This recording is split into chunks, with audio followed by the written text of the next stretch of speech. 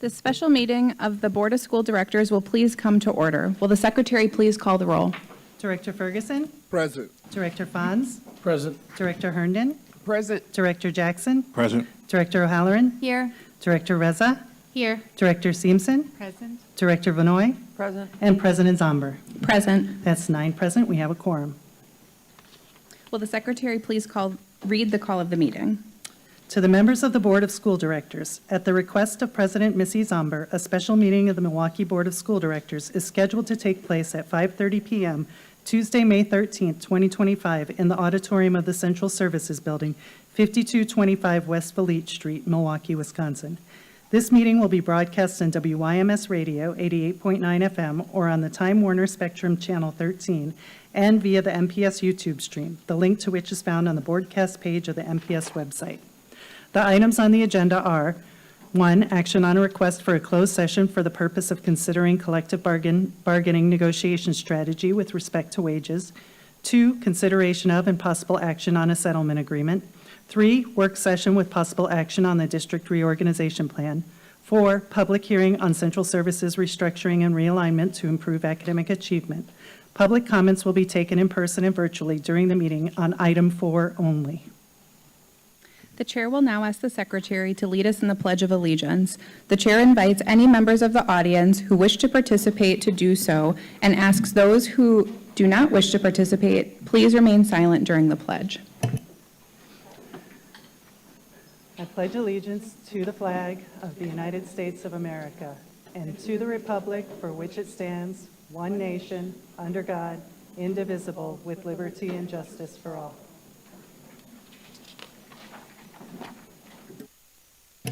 We acknowledge that Milwaukee lies on traditional Menominee, Potawatomi, and Ho-Chunk homeland along the southwest shores of Lake Michigan, part of North America's largest system of freshwater lakes. On this site, the Milwaukee, Menominee, and Kinnickinnick rivers meet, and the people of Wisconsin's Menominee, Ojibwe, Ho-Chunk, Oneida, and Mohican sovereign nations remain present to this day. This meeting is being conducted in person from the Central Services Building and is broadcast on WYMS Radio 88.9 FM. The meeting may also be accessed via the MPS YouTube stream, a link to which may be found on the MPS website on the broadcast page.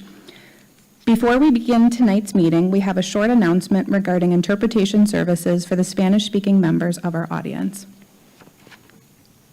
Buenas tardes y bienvenidos a la Junta de la Mesa Directiva de las Escuelas Públicas de Milwaukee.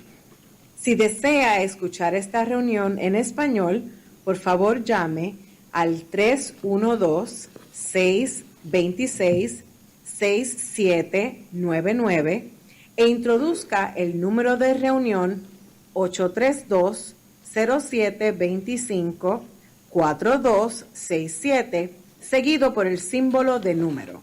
Luego, introduzca el código 883149, seguido por el símbolo de número.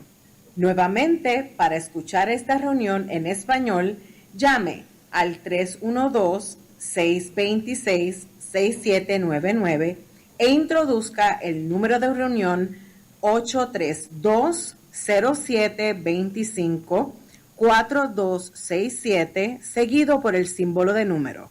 Luego, introduzca el código 883149, seguido por el símbolo de número.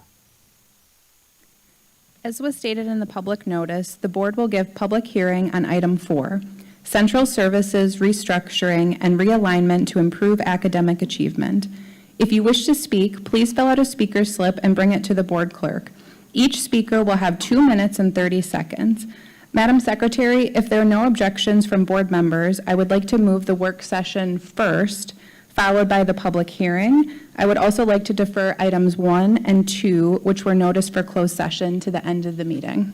So noted. Written testimony will be accepted for transmittal to the board. Send this testimony to the Office of Board Governance, P.O. Box 2181, Milwaukee, Wisconsin 53201, or fax to 414-475-8071, or email it to governance@milwaukee.k12.wi.us. For our listening audience, if you wish to access this evening's agenda items and attachments online, you may do so by visiting the Meetings, Agendas, and Minutes page of the MPS website. Just as a reminder, all comments, questions, or requests, including those from the public, committee members, or the administration, are to be directed toward the chair, who will determine the most efficient way to address them. The board appreciates and encourages stakeholder input and assumes that members of the public will participate in a civil manner. Conduct that prevents the good order of the meeting will not be tolerated. Anyone who engages in behavior that persistently disrupts the meeting may be removed from the meeting.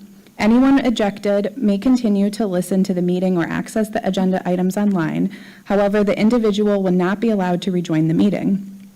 Finally, no one other than members of the board, designated staff, and those who have been invited to present or participate in items of business will be allowed on stage before, during, or after meetings of the board and its committee.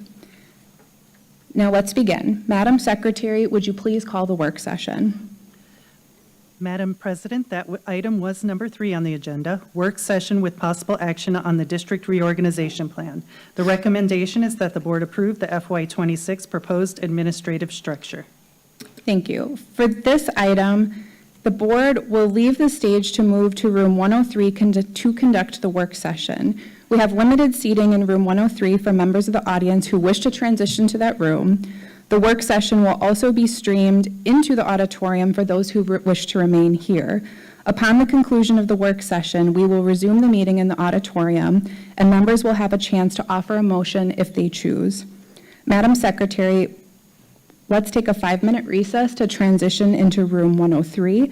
At this time, board members and any members of the audience who wish to transition rooms may please move to room 103. And just for members of the audience, it's just down this hallway, and there's a door back over here. Madam Secretary, please note the time.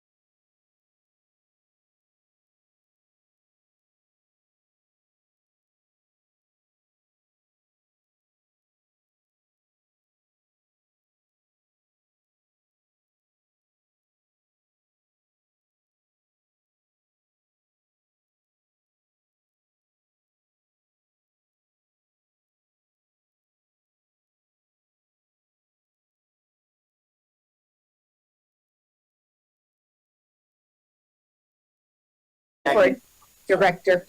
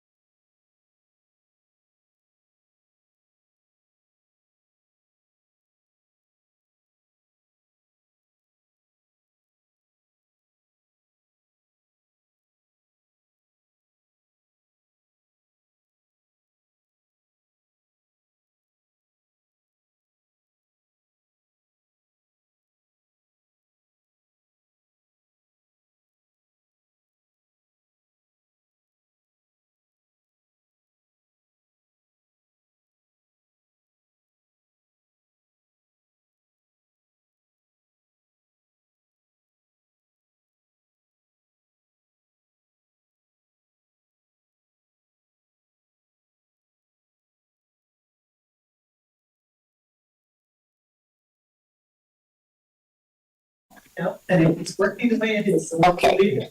Leave it alone. We are trying new technology in room 103, so we appreciate your patience. I'm going to call us back in. One moment. Special meeting of the Milwaukee Board of School Directors will return to order. Dr. Lance, could you lead us in the work session? Yes, thank you so much for allowing me to bring a different way to engage with the board. We're trying this new working session with the superintendent as a way to elicit feedback and to share in more detail and to avoid just kind of the parliamentary procedures of like having to say our names over again and our titles, but more like a free-flowing discussion and for you to be able to ask questions. And I think it allows for more transparency on the working product of the board and the superintendent together around operations and around the work of the superintendent. Typically, many of these conversations I would be just having with my team. But I think it's really important to involve the board and their governance responsibilities in terms of giving me feedback early on in plans. These plans are being developed now for the budget portions that we will be presenting June 2nd. And therefore, I want to get early look into the board on the organizational structure because policy requires the board to approve the organizational structure of the administrative team. And so that's what I'm bringing to you today, and I'd like to walk you through it. I'll orient you to the packet that will allow for us to be able to have the conversation around the duties of the board as per your policy. I'm sorry that we're not able to be out on the front. The technology wouldn't allow for the mics to work. I'm hoping by next time that we do a working session that we'll just be able to be out front. We'll have mics that are working and we'll be able then to just conduct business right on the front there with tables. And then my team would be on the side to support with any other additional questions that are deeper level questions that you might have. So tonight it's kind of makeshift back here. Also sorry about the air. So we'll get that fixed as well. But I'll walk you through kind of what a working session looks like. You ready? Okay. So I'm going to, in the very back on the right side of your folders, if you haven't moved it already, there are three questions for discussion, which are well within the realm of the board's, governance in terms of policy, which is questions that I'm going to ask as we think about the org chart. The first is around strategy and strategic priorities and goals of the board. It is the board's responsibility, obviously, to, write the goals for the superintendent and write the goals for the district and to set priorities for the district. And then the second question is around policy impacts and, considerations and how does this impact policy? And I will share with you a few policies that are impacted here. And the third is around budgetary considerations and just questions about that. So I'm going to be taking your feedback. My team is here. I have Dr. Mims-Howell with me, Mr. Harris is with me, and Carol Eady is with me from HR to answer any of your questions. I think Eduardo is here as well. So if there are questions that come up, historical questions that maybe I don't know, my team is here to also assist. We aren't discussing the changes that we made last week in this meeting. This is really to talk about our department structure, the admin structure, and the org chart. We did hear from the public that they wanted to have feedback into some of the decisions that were made last week. So we, in collaboration with President Zambor, added the public hearing to the meeting at the after we're finished with this, so that the public could share their ideas and solutions around any kind of impacts that were needed for aligning and focusing our academic achievement and the support that central services will bring to it. And then in your right side, I have also a press release so that you're aware that we are adding that in there so that you can see that. And then the policies are attached as well. In the left side of your packet is just some background information that you can have at your ready for when the public hearing happens. So we will not be referencing on the left side. That's just for you to have for your own personal reference, the strategic plans in there, the employee handbooks in there, and some of the opportunities for our timeline around hiring and just information for you for that piece of the meeting. So we can go get started. I'll walk you through my changes to the org chart. You see, I'll go through what's originally in policy right now. So if you go to the old one that looks like this, you can see the old org chart that was, I believe, Paulette, correct me if I'm wrong, 2019 was the last time that there was changes to the policy. I do believe, though, that other superintendents prior to myself have recommended or made additional changes, but it hasn't been reflected in actual policy. So I'm going to share with you what is currently in policy. So in policy, you will see above here the citizens of Milwaukee, the school board directors, and the two other offices, Office of Board of Governance and Office of Accountability and Efficiency. In the proposed administrative structure that I have, I want to just note, I only have the superintendent's pieces in there because that's all that I'm discussing, because nothing above that line is changing. So I just want to make it clear I'm not proposing, any changes there. Away It's with just the citizens of Milwaukee. right. I'm just only showing the changes from within my authority, right, to shift and change. So you have the superintendent of schools, you have the MPS Foundation. Those are still items within, you'll see, there were two deputy superintendents. There was a chief of human resources, a chief financial officer, a chief academic officer, a chief school administration officer, and a chief communications and school performance officer. And then you can see all of the different divisions that are under each of those positions. Any questions so far about how the district was organized prior? Okay, I'm going to move on to just the changes that I have. and the org chart that I am proposing. So this is the one that I want you to look at. Okay.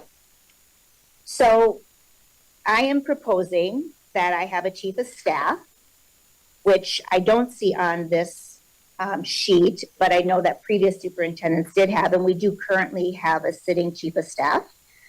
I'm retaining the 2 deputy superintendents, and the reason that I'm retaining the 2 deputy superintendents, and I've gone back and forth on whether I should have 1 or 2, is because we have so many vacancies right now in the chief levels that I think they're going to need additional leadership, given that we have the corrective action plan with the state and finance, that we have the ongoing lead issue that we are trying to do, that we have student achievement focus that we need.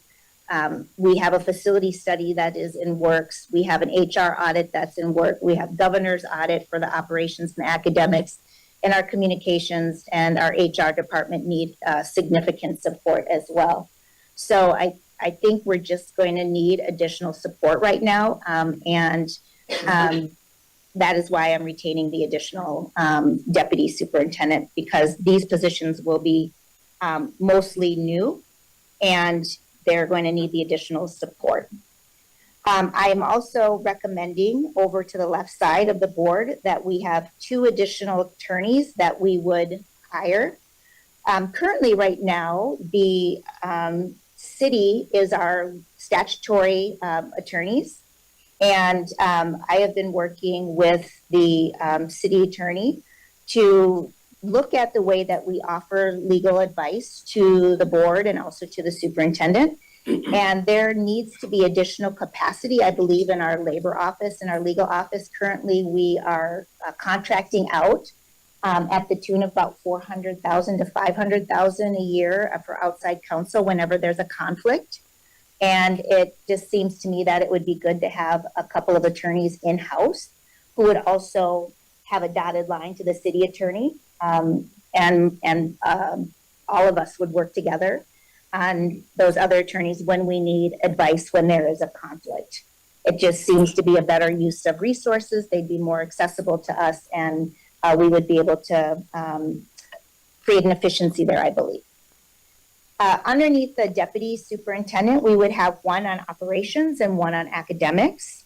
And the operations deputy would supervise the chief financial officer, the chief operations officer, and the chief human resource officers.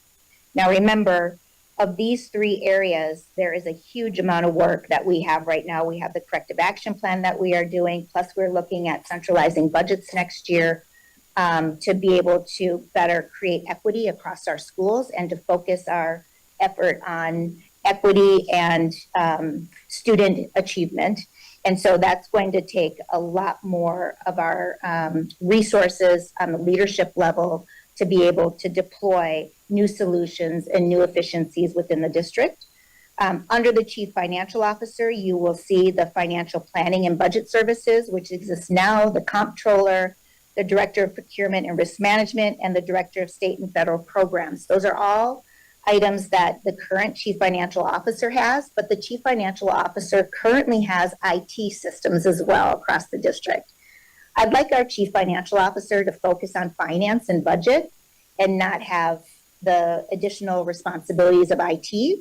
So I've moved the IT over to our chief operations officer. That position has been in existence, but has been not filled for several years now, which I think is leading to why we are currently seeing some of the issues that we're seeing within the district. So leadership is needed there, and we're actively seeking top candidates across the nation for that position. You'll see the chief operations officer has 4 really large responsibilities. The director of nutrition services, the facilities and maintenance work. This includes our lead work and all of the new investments that we're going to be making around that. And then we have the senior director of business and transportation services and also technology. Our chief HR director will have responsibility for benefits, pension, and compensation for our 10,000 employees. They'll also manage talent, which is our MPSU Grow Your Own program, hiring programs, recruitment, onboarding, evaluation, mentoring for new teachers, et cetera. And then we have the Director of Organizational Development. These are not changes currently to that. Then we have our Chief Communications and Marketing Director. They will be working on, and then a Senior Director reporting to them. We currently have a Chief Communications Officer and a Director level position there. And we are trying to streamline our communications, work on internal and external communications, create transparency, and also trust with our public, with our communications and our strategic communications. I also believe that they will be working with us on an enrollment campaign next year. They will also be crafting our listening and learning opportunity with all of our community and helping us set up those opportunities. The Chief Academic Officer is going to be over teaching and learning, college and career readiness, multilingual and multicultural education, specialized services, which is special education, and then research, assessment, and data. Really focusing our work around our academics within the academic program. And we moved, I think it was parts of our talent management team now, or our professional development team moved over to talent management so that we could streamline some of those aspects of the way that we support new teachers and the way that we support our onboarding and induction programs. Our Chief Schools Officer, we used to have, in my proposal, we had a Chief Administration Officer. And the Chief Administration Officer acted like a deputy. They had both the operations side of the house and they had the academic side of the house. And having 156 schools and all of the regional superintendents and also IT, nutrition services, facilities, and is just way too much for one person. And God bless you, Michael. I think we needed to split that in two so that we could focus our school support for our principals around an academic focus and give the operations to the operations chief. And so what you'll see on the Chief School Officer, this is the heart of the district. This is going to be a key position, working with our Chief Academic Officer to be able to focus academics around elementary and secondary. Currently, we have regional superintendents, and we have 5 of those, and we have or 4 of those, and we have one high school superintendent. I think that that's too many schools for one person to supervise. It's also a regional approach by geography rather than an academic approach by grade span. And I think we need to have the focus be both elementary and then high school because it's very different approaches. Our elementary schools are laser focused right now on literacy, and our secondary folks are going to be focused on career readiness, college, high school graduation, advanced placement courses, those kinds of opportunities at the high school level. And then those folks will supervise principals. So I'm recommending 6 academic superintendents in elementary, and they would supervise around 20 to 22, 23 schools.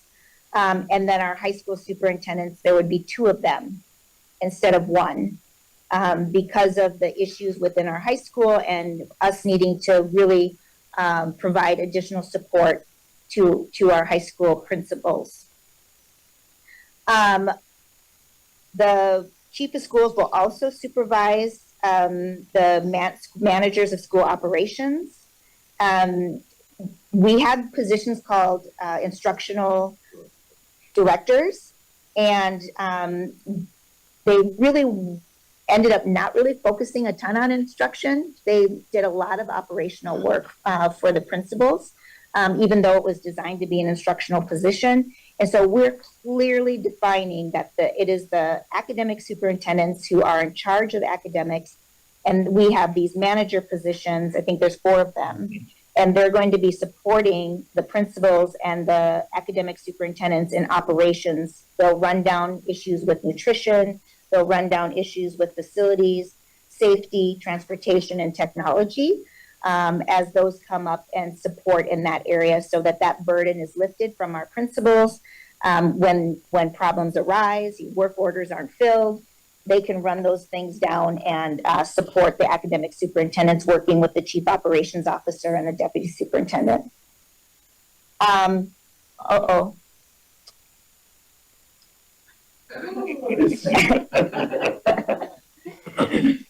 The Senior Director of Student Services, they'll be providing additional support for student services in the Student Services Division, and then School Safety and Security. And so those are going to be all aligned to the school supports, and hopefully this is going to really relieve our principals to be able to be instructional leaders in their school, working directly supporting our teachers, their professional development, and their instructional teams at the school site as we shift to really a less centralized model to more of a school capacity model of building strong job-embedded professional development, meaning teachers learning from other master teachers within the school who have freed up time and opportunity to be able to work with their other colleagues within the school and a more professional learning community type of model. To the right of that is a new office that I have kind of foreshadowed for several weeks now, the Chief of Family and Community Partnerships and Engagement, and then the partnerships. And they will then oversee MKE Rec, which used to be on the academic side, but is much more of a community-based program. And so it seems to make more sense in this new structure. And then align our strategic partnerships and our customer service, which also I believe enrollment is under here, and our parent coordinators as well. And so our parent coordinators and our enrollment is also here under that section. And then you have contracted services, which service our private and our charter schools. And then we have the executive director of MPS Foundation, which we don't really directly supervise, but they will work really closely with our Chief of Family and Community Engagement and Partnerships because they're the ones who do the fundraising and developing of partnerships and helping us to make sure that the community is meaningfully engaged in our work. And so I would just ask now, as we reflect on the questions above that I gave you for discussion, I will pose, is this aligned to our strategic plan, which I believe you have a copy of? I know we have 3 new board members who may have not had time to be walked through the strategic plan, but I'm sure are very aware of it. And how do you think, any of this is meeting the goals and the priorities of the strategic plan? And I'll just take feedback on that and questions. Anybody can talk because this is like back and forth. For the bilingual program, this will all fall into the director under bilingual cultural education. But what about also the Department of Black and Latino Male Achievers? Would that fall under that strategic department, or will it be under manager cooperation? So the Black and Latino Male department would fall actually under the Chief of Schools. Right. So as we think about what those supports look like in our schools, we want to make sure that the academic superintendents have direct access to those resources. So that would be the GII, the equity, restorative practices, PBIS. Right. So when we think school-based, we want to think about all of those resources being available to those academic superintendents so that they can have a greater impact in those schools as they're planning with the principals, working closely with the principals. So that was the alignment with those various departments. I have a question. Yep. So to me, this looks like more higher level offices than this previous one. So what does that do for the streamlining of central office? Yeah, so there are a few board chiefs. We closed the admin position because it was just too much for one person. Split that in half so that there were 2 positions there. And then I have the extra deputy position. So what it does, particularly elementary and secondary superintendents, where I've added a few additional, is to lessen the amount of principals while they're learning how to be instructional leaders in their school, and the academic focus and the job embedded systems that we're going to put in schools.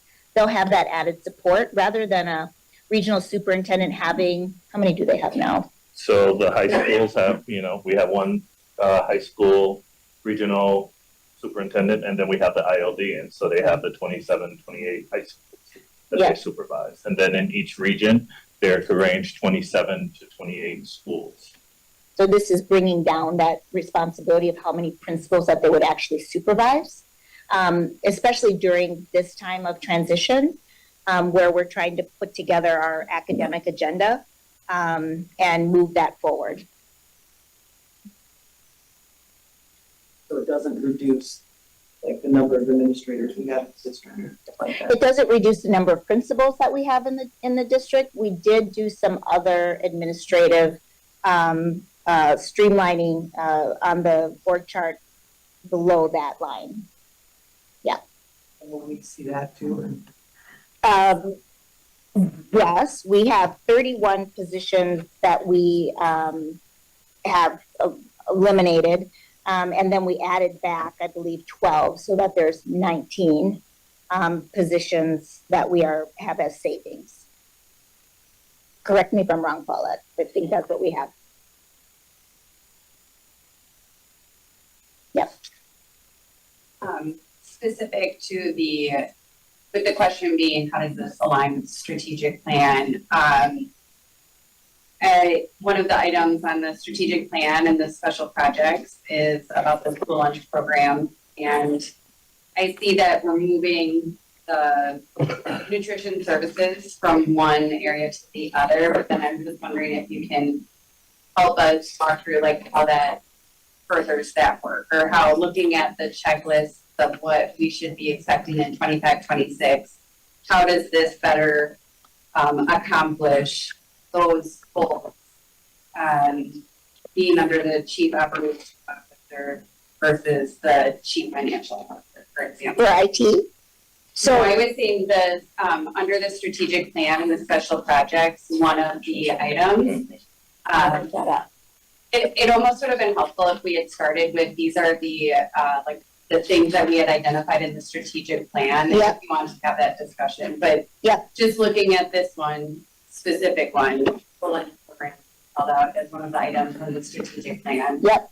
Removing nutrition services. Does this better align the work? Like, how does that make the expectations of what we should be seeing in 25-26? How does that make it more realistic? Or, can you walk us through that? Yeah, so I believe, with nutrition services coming under a chief operations officer, they're able to then be able to focus the operations of our food nutrition program. Currently, I have enlisted the support of a consultant to support us in our improving of nutritional services. So I anticipate that they'll be able to help with strategic planning around that, work with the community. I actually had a meeting just today with our nutrition team and Mr. Terza to be able to look at our nutrition services and providing better food. This has been the students' number one concern. Also, we have the YES group and MTA also have groups that have been working on this for years. And so as I've done my listening, this is something that is a high priority for them. So having this kind of focus to our director of operations is going to help us to be able to meet these goals, put together a plan that the community has input into, and deliver on that plan for healthier meals, more culturally responsive meals, and address some of the concerns that have been brought forward.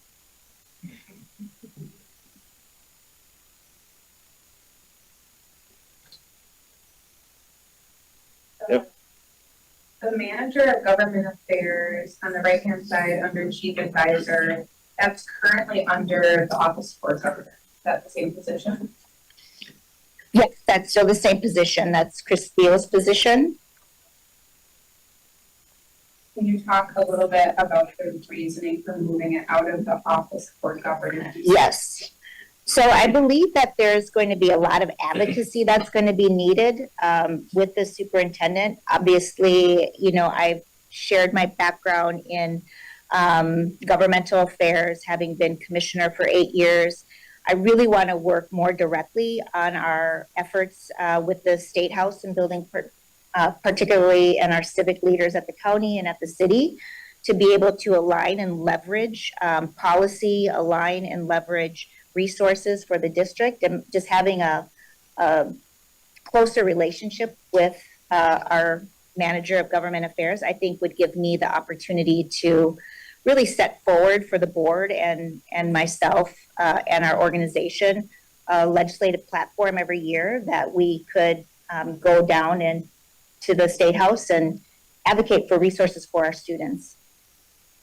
Is there any reason we can't do that if that position is not to support governance? Because right now we do come up with a legislative agenda together, and I think in the past that position has worked closely with all of the different arms of public schools kind of org chart. Yeah. So I'm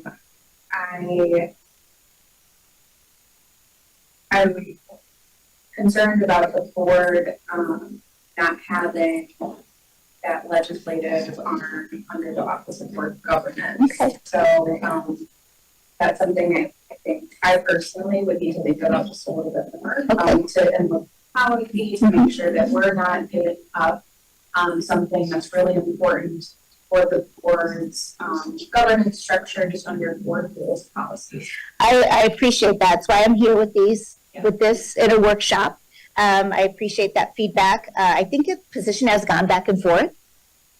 So, I'm open to that, and I'm also open to collaborating on this position with the board. It is not for me to, take it over or anything like that. I'm really proposing it as so that I could have a closer relationship with him, but I'm happy to continue to work with the board on where that ought to be, obviously. And that's exactly why we're workshopping these items here. So I appreciate all of the feedback that I'm getting.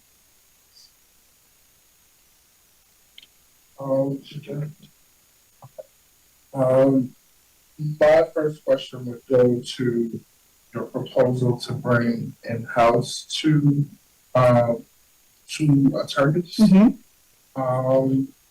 Would, as you referenced, we're spending about almost like $500,000 Almost, yeah. on our outside counsel. So are you envisioning that $500,000 could be like, those two positions would be funded through there and maybe even have a cost savings? Is that what you're thinking? That's what I am thinking, and they'd be more readily available to us to use. And we would share that whenever there was a conflict with the city. So we would be able to have, I think, counsel right there on little matters and big matters that are in-house. And also just provide a little bit more support for our labor relations office as we continue to work on some of the culture issues within the district, Title IX issues, that sort of thing, to make sure that we're compliant and getting good legal advice. Okay. And I think there would be a small savings. I don't know if there would be a huge savings, but there would be a small savings because after you put in for their their salaries and their benefits. But I think what we would get is just a closer relationship with our attorneys. Are you envisioning like general counsel and deputy general counsel like that? No, because we still have statutory requirements with the city for our council, and we are, I did talk with the city attorney about this, and so, we're still working through what does that relationship look like. He feels encouraged by us having this because it adds capacity to his team as well.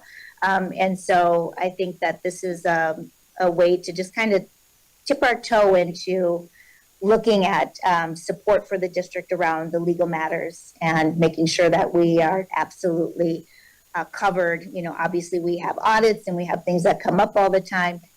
It'd be nice to be able to, you know, more regularly consult legal advice on matters, so that we can make sure that, you know, everything's being done the way that it should according to policy or state requirements or federal requirements. And the deputy superintendent will be supervising the attorneys? That goes to me. That line goes to me. So may not be exactly how it is, but the deputy may need to use them at times, and go with them, but they would be coming to me at this point, and supervising by me. Yeah. As we move forward with this, can you clean up some of this? Because like the two deputy superintendents, it's hard to see which ones are reporting. If it is meaningful, Yeah. that, you know, all these three will go to this deputy superintendent and these four over here, you know, just more clear Lines of authority. Yeah. relationships. Yeah. And then, yeah, I think to Director Ferguson's point, like that right there looks like a straight line relationship from the deputy to the to the legal. So that should probably be revised.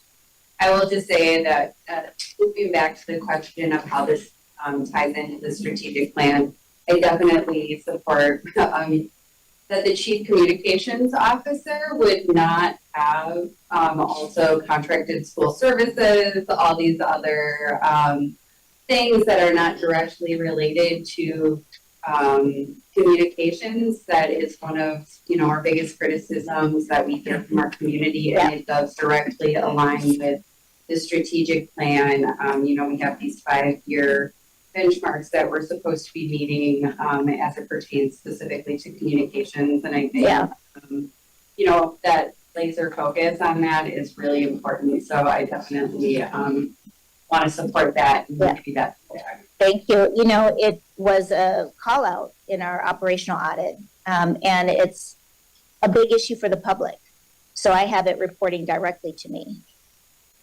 So the deputy superintendents, I think, will work as a team, and I don't intend to fill one of the deputy positions for some time, and so it will be, you know, Eduardo having to take on all of that responsibility with me.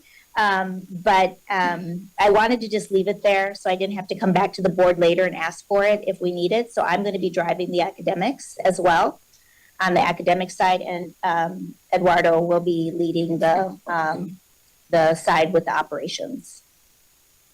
And that's more of a placeholder for me because I didn't want to have to come back and change policy later. I wanted to just kind of, you know, to just be transparent, see how busy my job is. Because I like to be hands-on with academics, but if it, you know, there's a lot going on in the district, to be honest. And I want to be working hand in hand with Jennifer on the academic program. And so, but I need to get a sense of how realistic it is once we're out of some of the crises, like the lead and the cap and some of the other pieces that are taking so much of my time. So it's more of a placeholder there, just so you know, and the public knows. I have a question about the nutrition services. Yeah.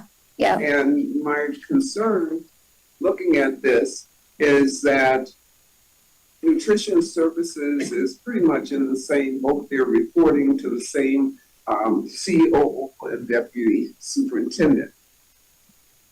Historically, many of the kitchens are not set up at some point years ago. Yeah. The stoves and all of that were removed.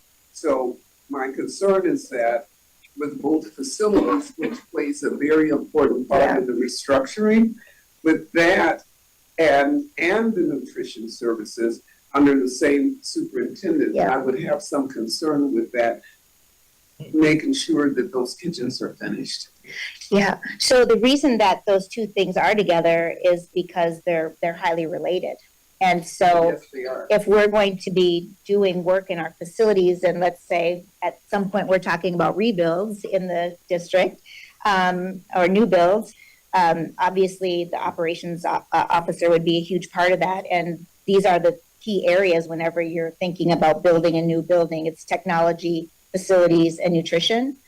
And even if you are talking just about facilities and nutrition, obviously our kitchens, if we're going to look at preparing food back on site again, they're going to need direct support from our facilities team.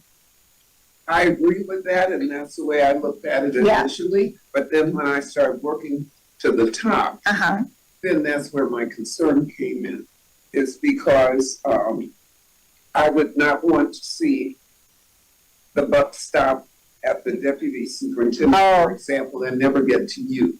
And that would be major because we're still working on the food service program. We're working on the menus. The facilities, I don't know exactly where the facilities is now, but I do know that some of that has kind of stopped and fallen by the wayside as well. So that's a critical part of it in terms of our food service to our students. Yeah, I think, Director Herndon, that all of these positions on the cabinet need a significant amount of attention from me. Our chief financial officer as well at this moment, really trying to support. So what you're going to see is a really strong team of people working together and working cross-functionally under my leadership.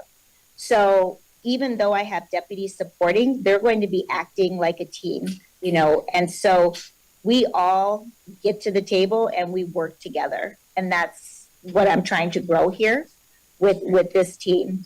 So they will never not have access to me, or direction from me.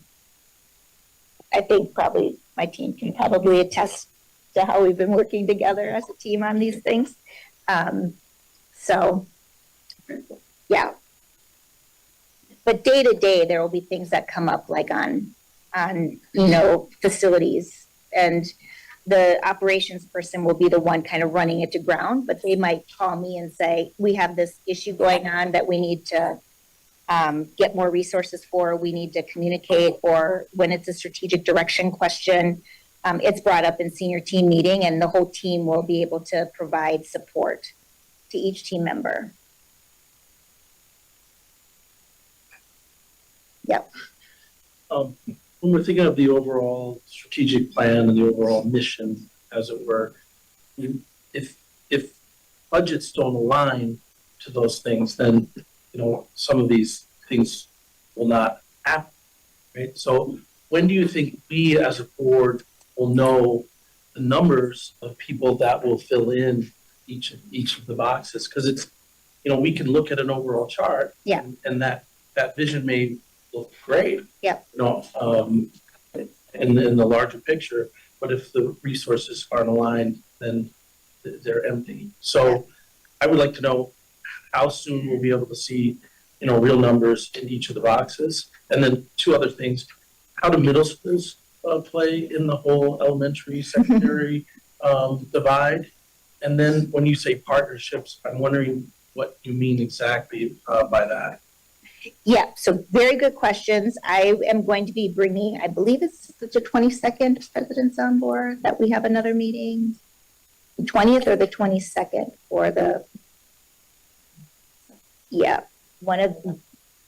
coming up in a couple of weeks, we're going to be meeting with you. And I expect to be able to share more around budget. And then on June 2nd is when we bring the full budget. So we'll be having the conversations just then about more of the meat on the bone, so to speak, about all of the positions, all of the budget investments that we'll make, where we found efficiencies, and you'll be able to have that. I think that our budget manager is just working through all of those numbers right now, and that's why I asked for the budget to come out in June 2nd. So we'll be able to provide that information at that time. And then you asked about partnerships. Partnerships are, And middle schools. Oh, yeah, I'll get to middle schools. So partnerships is the easier question. That's wherever we can find, outside community-based organizations who want to work in our schools, business partnerships, partnerships with nonprofits, foundations, any kind of support. Also, it is parent partnerships that we get. As I shared, I'm hoping to have this new system of parent engagement with our district advisory council and adding a special ed parent advisory council, adding a multilingual parent advisory council, and then having monthly meetings in each of the districts where we'd have a board member, hopefully an alderman would come, and our parent coordinators working with our principals each month, kind of with this up and down information sharing that we would have. As part of that work, I've shared with Director Ferguson that model. He's very interested in bringing that to PACE and discussing that for future reference as we develop kind of the way that we'll engage and partner with our families and our school communities within our communities and our neighborhoods. As for middle schools, I am, as you probably know, a middle school person, and we have K-8 schools. I continue to have concerns about our 7th and 8th graders and the programming that they're getting and whether that's going to ready them for high school. I'm anxiously awaiting the academic audit to see if there's any information that they've been able to glean about whether middle schools are getting the support. But currently in this model, because we have a K-8 model, they will fall under the elementary. But our secondary team, our team of secondary folks will work with our elementary academic superintendents as a team. So they're all going to be working together on the academic agenda with Dr. Mims Howell. So they'll be supporting our middle schools as well, our secondary folks, because we have to do something different for our 7th and 8th graders. And I would argue our junior high schools, 7th, 8th, and 9th grade. Because our 9th graders come and, they come from 8th grade and they haven't had any experience going to a big high school, and they often struggle in that first freshman year. So we need to figure out how we do that while we go through strategic planning and talk to our community about, is this the right grade configuration for our schools or not? And I'm open to that conversation, and I'm looking forward to the strategic planning of the board and listening to our community. Where is curriculum and instruction? That is under teaching and learning. Okay. And then is there? And there is some in college and career readiness too. Okay. Actually, in all of it, but the content areas are in teaching and learning, right? Okay. Are you envisioning the academic superintendents to be driving what is coming out of the chief academic officers? Yes, they are the implementers, right? So they're working with the principals and the principals will have instructional leadership teams in their buildings, and those leadership teams will host teachers who are expert in their areas. And also they will work and have a link with the teaching and learning office and the superintendents who will be monitoring that professional learning that's going on and monitoring those professional learning communities within schools. How many academic superintendents are you envisioning? There will be 8, and currently there are 5, but there are also ILDs. Currently, I think we have 4 ILDs currently. With a vacancy. So the 4 ILDs and the 5 current regional superintendents support, and I'm going to have 8. So I will have the elementary academic superintendents. There will be 6 of them so that they have a smaller portfolio of principals to supervise while we're doing this deep level work over the next 3 years. And then I have 2 secondary, because one high school superintendent having nearly 30 high schools is just way too many. So. Any reason that the academic superintendents aren't being supervised by the chief academic officer?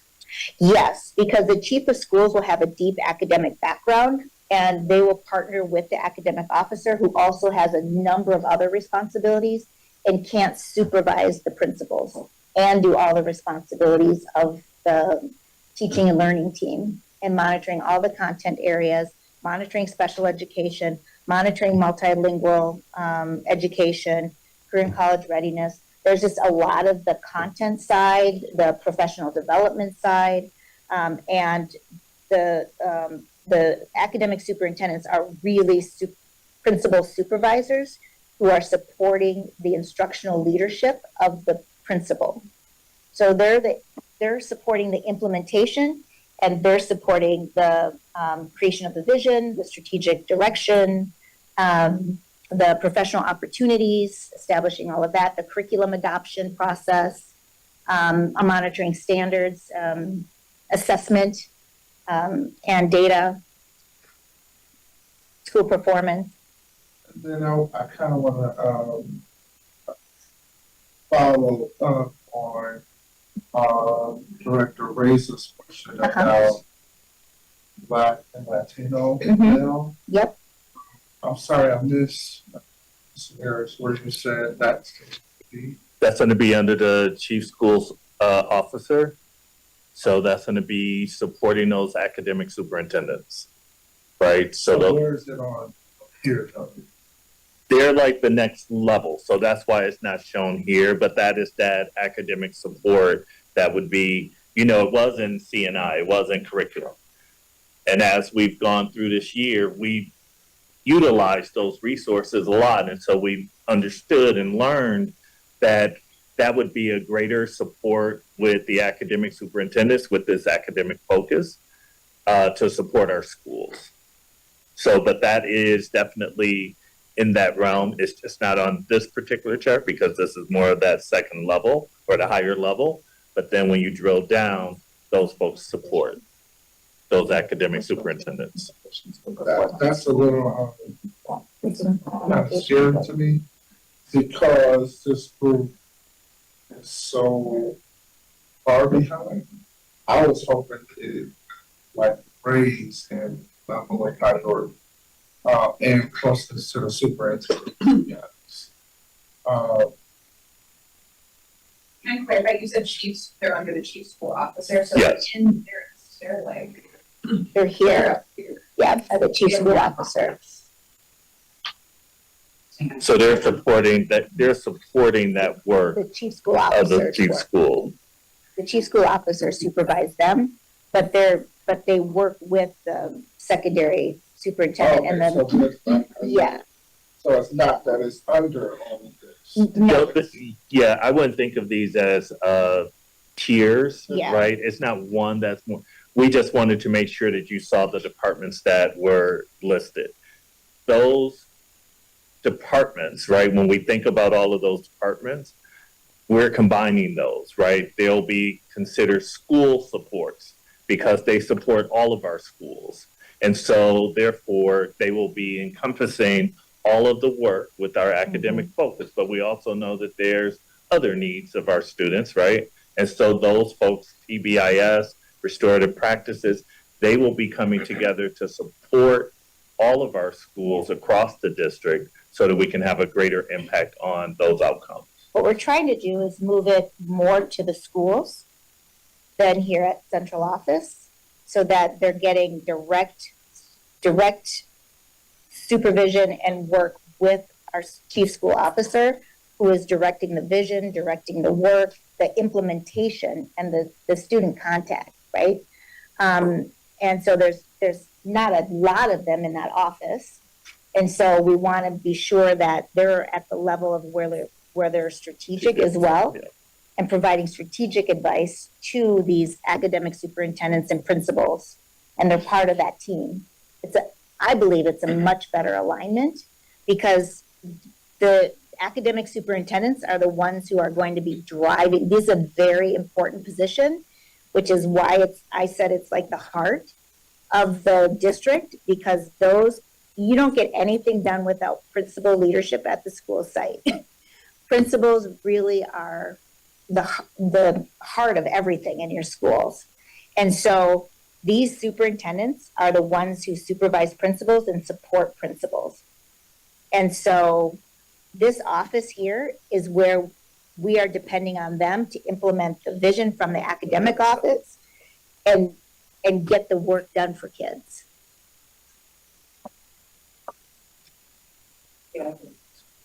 So, I'm assuming the secondary academic superintendents are the ones who are gonna be evaluating principals? Yeah.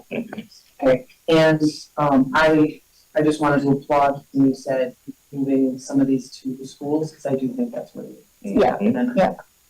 Yeah, I would, I think as my plans, Director Benoit, as my plans unfold, I mean, this is our first workshop, but you all are going to see clearly what you're going to see me doing is building capacity in schools and investing in teacher leadership, investing in job embedded professional development, which we all know as teachers a term, but what it means is really working with teachers learning best from other master teachers.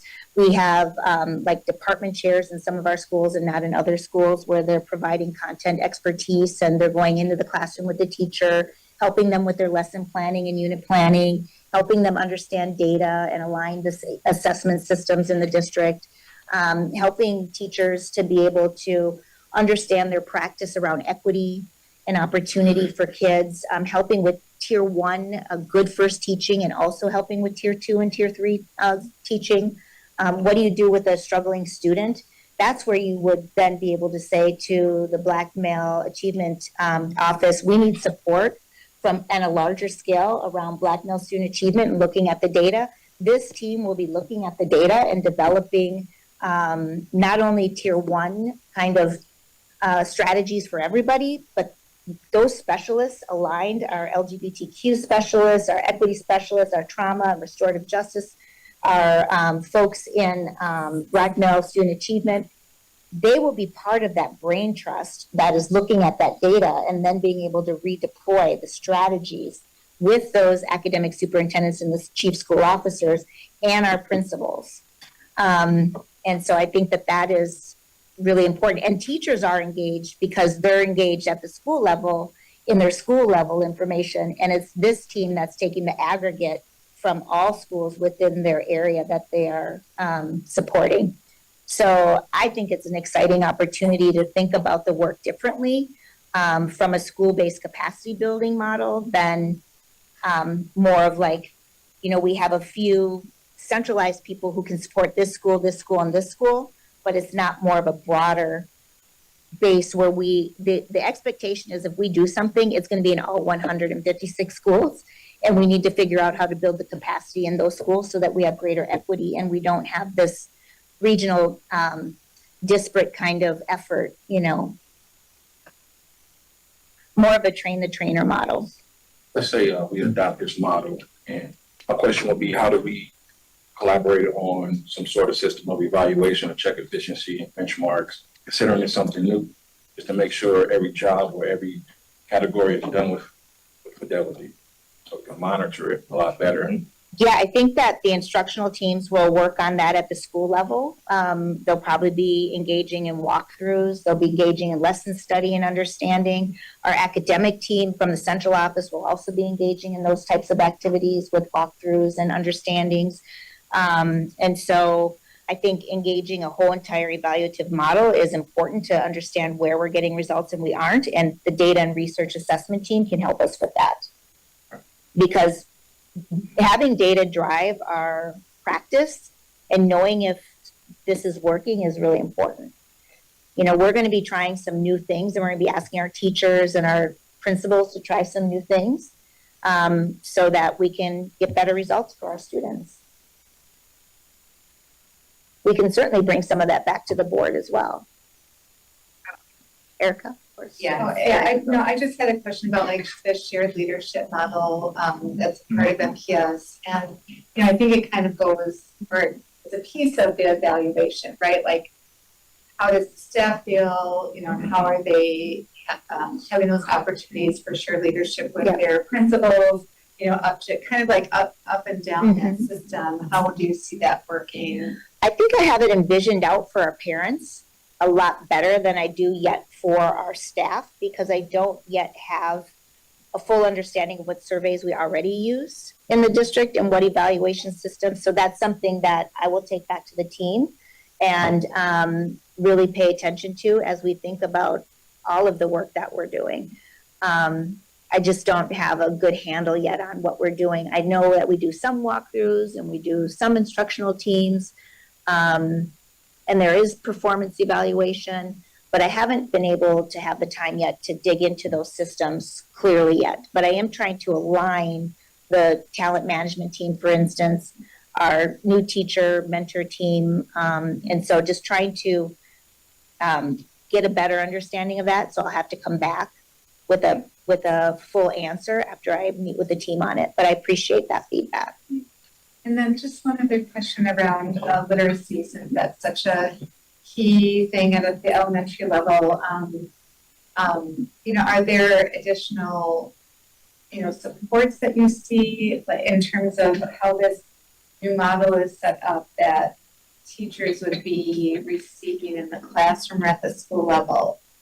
Like, how might that trickle down to each school? Could you ask it again, please? Sure, I'm probably not phrasing it exactly correctly, but just, literacy is just such a key component of kids' life. So I'm just wondering with this model, how you might see, resources, support, professional learning kind of being improving with this model. Yeah, so literacy is going to be important as we move forward. Our students are scoring about 14% proficient right now. We have deep level work. I think what we're going to have to do is look at the schools where we need the biggest support systems. And I have to develop that yet with the team. Our literacy model going forward, obviously that's going to be really driven by Act 20 and what's required by state law. So there's letters training and the science of reading, and there's adoption of high quality materials, and then there's making sure that our teachers are trained in understanding the use of those high quality materials and that they are actually using them and understand how to do those within their own teaching methods. And then I think it's, getting them trained and continuing to push those resources to our schools and getting more additional professional development in more resources toward that. I don't know if you want to add anything about what you're currently doing. I was going to say, one of the focuses we're going to look at next year is going to be literacy for all. And so I'm working with Dr. Caselius and her theme. We're going to have a data dashboard that's going to have the information on there. We're going to have assessments that are going to be for all students at all times. The district will take a break, do a random assessment, not random, I'm sorry, I shouldn't say it that way. Do an assessment like where are our kids now, kind of take the temperature so we know where to go. And as Dr. Caselius said, there will be schools that will need more support because our scores are so low, but then there's also going to be schools that we can learn from, like what is going on in that school that's helping these students learn better. Are there tutoring programs? Are there parent buddy programs? Are there older students reading to younger students? We're going to look at that. Then we're going to look at our middle school because we also know all Act 20, just because it's in our elementary school doesn't mean reading stops. So if we look at our sixth graders, what do they need for those assessments that are coming up? How can they catch up so that they're prepared when they do go to ninth grade? And looking at our high school, again, from the area of literacy, are we engaging the students in different types of books? Are they having courses and making selections for the types of literacy courses that they want? We know they need English for graduation, but is there a joy of reading that continues from the elementary all the way through the 12th grade?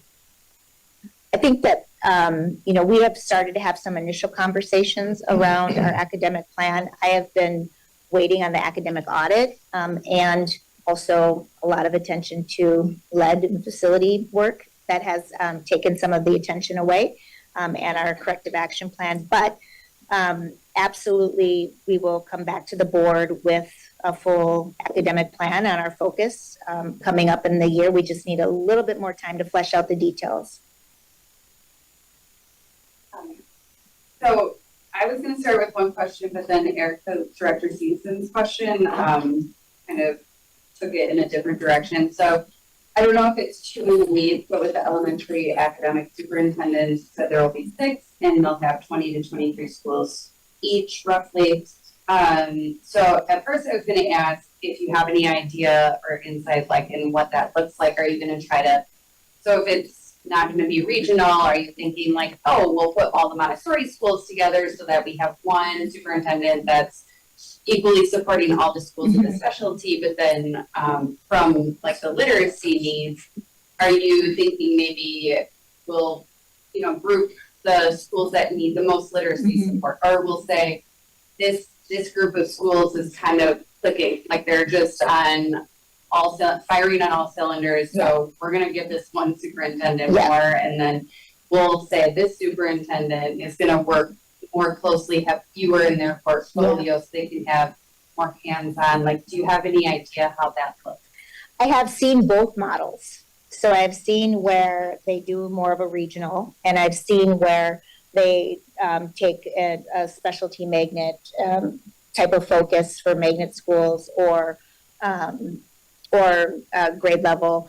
But what I'm thinking about doing with these academic, and I'm open to feedback, is that I'd like to see them have a mix of schools and not too many on one person that are schools that need a lot, because it just takes a lot. I also like the value of having the superintendent have a heterogeneous kind of group of schools, because then they learn from some high achieving school principals and what they're doing with some of the principals who come into schools that really are struggling.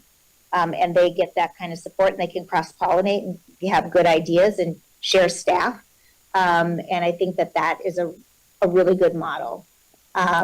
But I do think that there's a need for other affinity types of groups too, and I think the principals would like to have other affinity groups. So even though you're supervised by elementary superintendent, for instance, that maybe has 2 Montessoris and another elementary superintendent has 2 and another elementary superintendent has 2, there will be times when we bring them together, just Montessori for professional development or just to share best practice. But as the supervisory model, I'd like to see them cross-pollinate based on one superintendent not having all of the turnaround schools, for instance.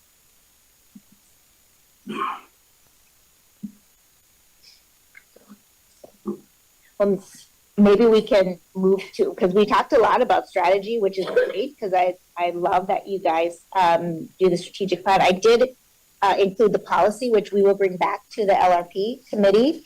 I don't know that it needs much discussion because I have it right there in front of you. It's really just matching the positions. I don't think there's any language change to the policy that we're recommending. It's just going to be some of the positions so that they match the org chart after the discussion. And then we'll bring that to LRP where we'll have further discussion on that.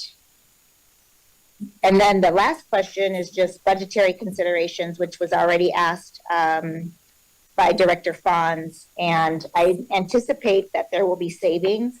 I don't know that my attempt was to have cost neutral.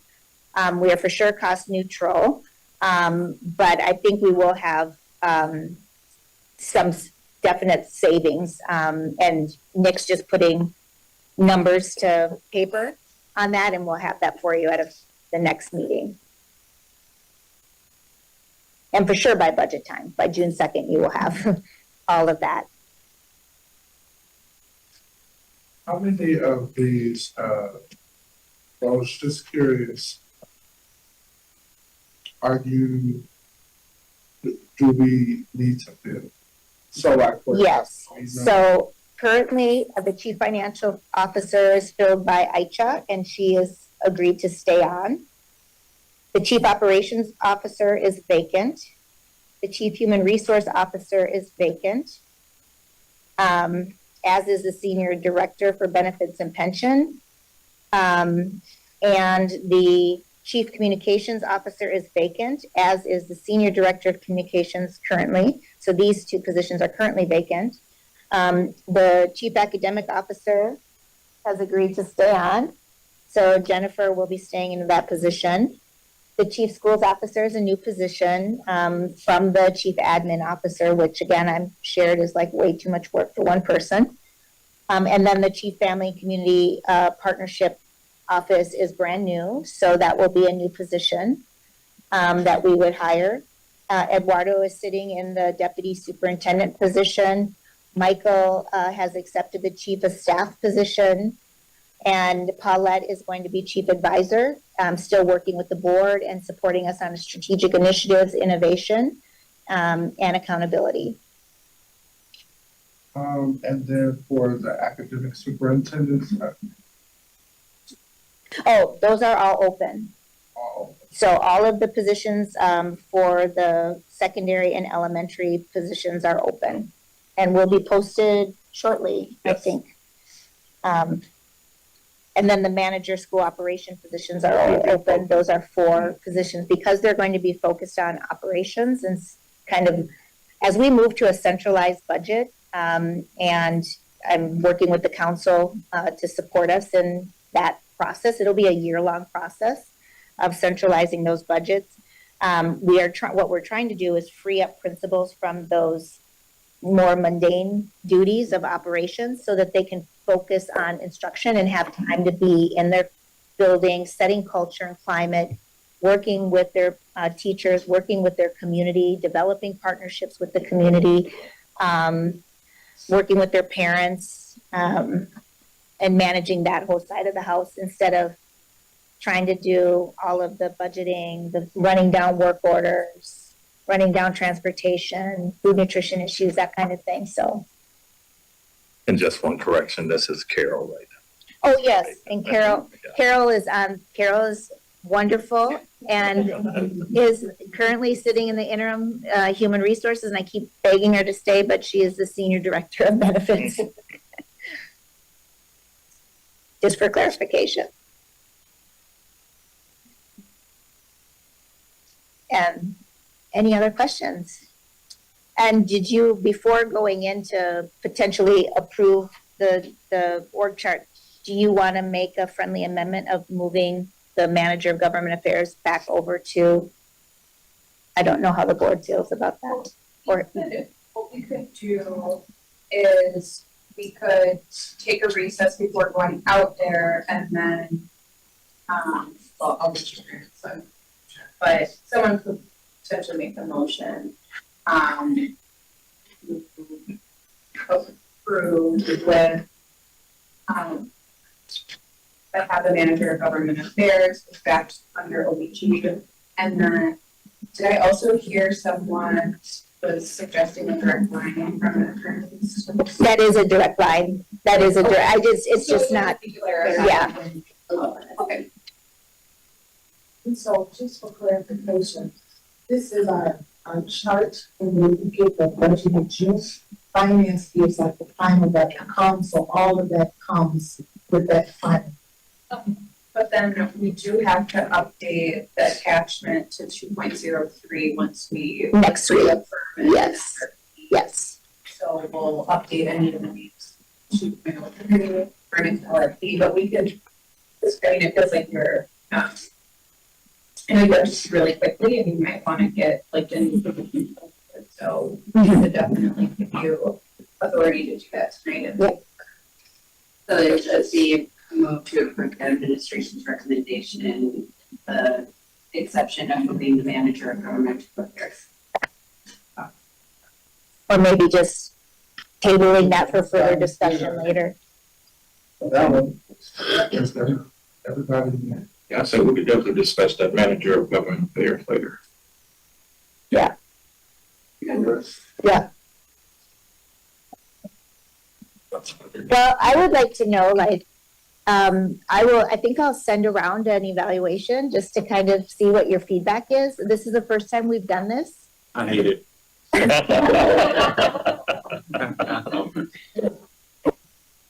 And I think one just point of learning is that we will continue to get you the materials earlier, I think is good.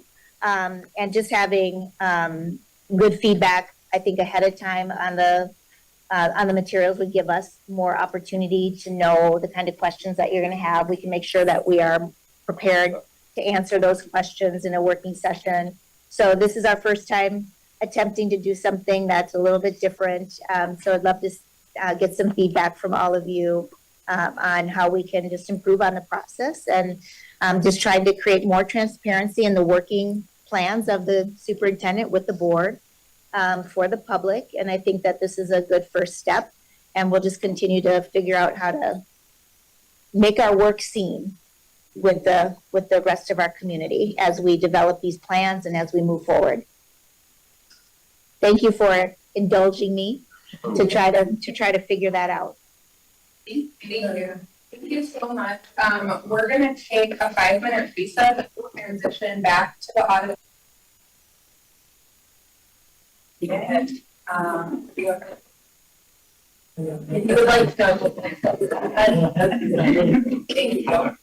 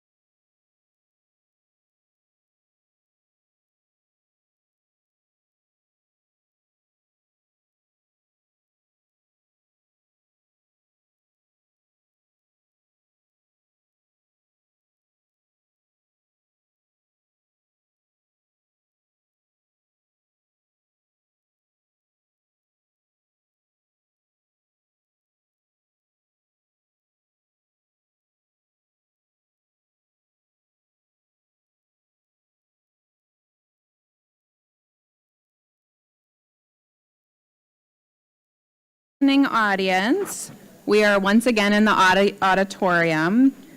This work session was noticed for possible action. I also just want to take a moment to thank everyone in the audience. I know that's a little bit different. We're going to work on our technology to make sure the sound works a little better. I know it was a little echoey in here, so we're going to work to improve that for next time. So again, this work session was noticed for possible action. Do any members of the board wish to offer a motion on this item?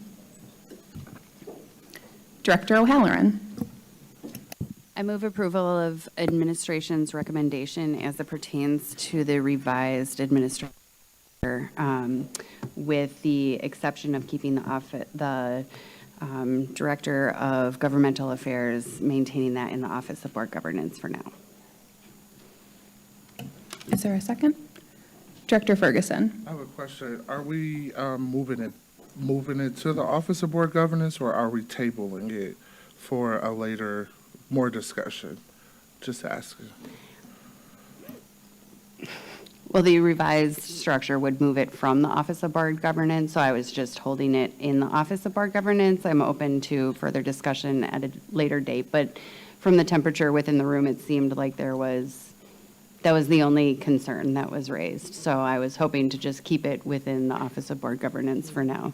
Perhaps I phrased it incorrectly, but I am open to suggestion from our parliamentarian. Well, do we need a second first? You need a second for discussion. Thank you. Do we have a second? Director Seamson? I'll second her motion. Okay, any discussion? Director Ferguson, do you have a follow-up? No? Okay.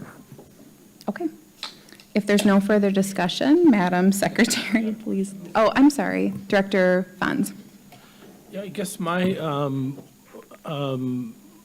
main thought is that I think we need to have the information earlier on than at this moment for such a large reorganization. I don't know, right? So the implications of these kinds of things, I mean, there's always unintended consequences, and that's why I'm nervous about going forward with this at this time. Any other administration? Thank you, Director Fons, for bringing that up, and President Zambor. I want you to know that the reason we did the working session is to get feedback into the organizational plans, but the board will approve on June 2nd the final budget. And so all of those, and the final org chart, because it is in policy that it's part of that, and we will also bring forward to the LRP.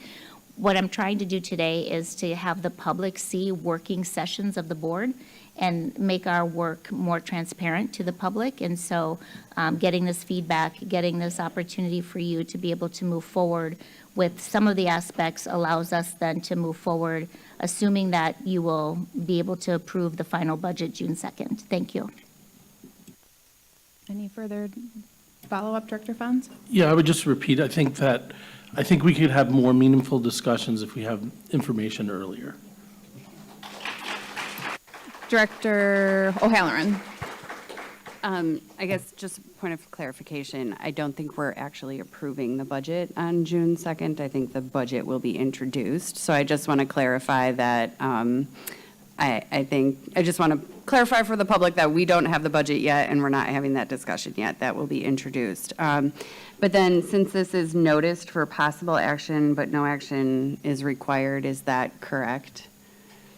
That is correct.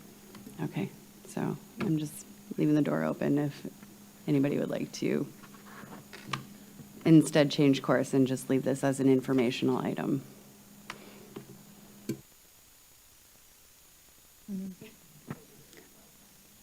Is there any other discussion before we call the roll on the motion? No? Go ahead. Director Ferguson, do you have a comment? I would like to commend the superintendent on following through with her word to create the Office of Family Community Engagement. So I just want to say thank you because I feel like that brings us closer to the community and the meaningful engagement that we've been talking about for some time now. So I just wanted to say that. Thank you. Thank you. Director Jackson. Yeah, I would also like to commend her, but I will say, in doing this work session, this is something we haven't done in the past, so I can appreciate the board working together, opposed to just always in a space of contention. So here we are, listening to each other for the first time, respectfully hearing each other out and listening to the perspectives where we all can give input. So I can appreciate these work sessions moving forward. Thank you. I would agree with that. Any other comments or questions on the motion? Are we okay? If there's no further discussion, then Madam Secretary, please call the roll. Can you remind us of the motion? The motion, as I heard it, is to approve administration's recommendation as it pertains to administrative restructuring, with the exception of keeping the manager of government affairs in the Office of Board Governance until further discussion can be had. Okay. Madam Secretary, please call the roll. All right. On Director O'Halloran's motion to approve the administration's recommendations as it pertains to administrative restructuring, with the exception of keeping the manager of governmental affairs in the Office of Board Governance until further discussion can be had. Director Ferguson. Aye. Director Fonz. Present. Director Herndon. Aye. Director Jackson. Aye. Director O'Halloran. Aye. Director Reza.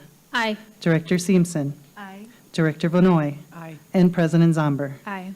That is 8 ayes and 1 present. The motion passes. Okay.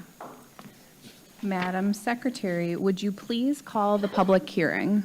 Madam President, that item was number 4 on the agenda, public hearing on central services restructuring and realignment to improve academic achievement.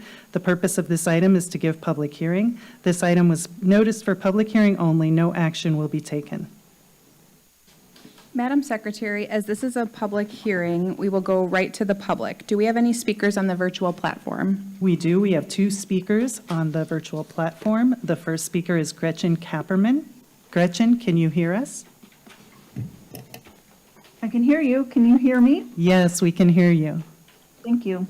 Can you go ahead and spell your last name? Sure, of course. It's Kapperman. Thank you. Good evening, Chair Zondor and members of the board. I'm testifying as an itinerant teacher of blind and visually impaired students and as a member of RWE MKE, Aspiring Anti-Racist White Educators Milwaukee. Our predominantly black schools have been chronically disinvested in by design. Students in these schools absolutely and desperately deserve qualified teachers in every classroom. Academic success is on the line. I have deep concerns about the uncertainty of our students with visual disabilities and what they are facing next year because of the decision by administration to access centralized staff who provide our students with disabilities mandated IEP services. Administration is solving one problem by creating another. This decision was uninformed at best. This year, I have 10 students This year, I have 10 schools with students in them. I am at the MPSSC for 1 hour per week. The rest of the time, I am in all of my schools working with students and their teachers. I heard many people in the working session say, we want all students to be able to read. I really hope that you please consider our students with visual disabilities and because they need access to the curriculum. If they do not have access to the curriculum, they will not be able to succeed in reading, in math, and in life. Teachers of students with visual impairments, there's a personnel shortage across the nation. If you remove people from our positions and put them into classrooms, that will be a detriment to our students. They will be getting less services than is mandated by their IEPs, and you will have a problem in future recruitment of teachers of the visually impaired. The way that things work in Milwaukee Public Schools is that classroom teachers may want to become vision teachers, and so we have a Grow Your Own program where they take classes in order to be vision teachers. Thank you.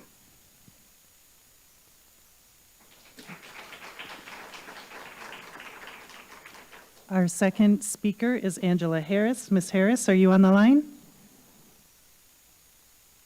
I am. Can you hear me? Yes, we can hear you. Go ahead and introduce yourself and spell your last name. Angela Harris, Harris. Good evening, Superintendent Casilius and members of the board. I want to begin by acknowledging the bold step being taken through the Central Services Restructuring and Realignment Plan. This shows a willingness to confront challenges and reimagine how we serve students. We are at a crossroads as a district. We can stay on the road we've always traveled, or we can choose the harder, less traveled path that, if done well, leads to real, lasting change for our students. But let me be clear, this plan must be thoughtful, transparent, and grounded in equity. It cannot leave room for fear-mongering or privatization comparisons. We need a clear explanation of how trauma-facing, high needs, and hard-to-fill positions, especially those working with our most vulnerable students, are being prioritized. Continuity in these roles matter. We also need to know what criteria will determine where the 40 certified teachers will be placed. Will a needs assessment be conducted to determine the schools that have the highest staffing needs? Some have criticized this as a top-down move. But in the face of a national teacher shortage, I ask, where are the alternative solutions?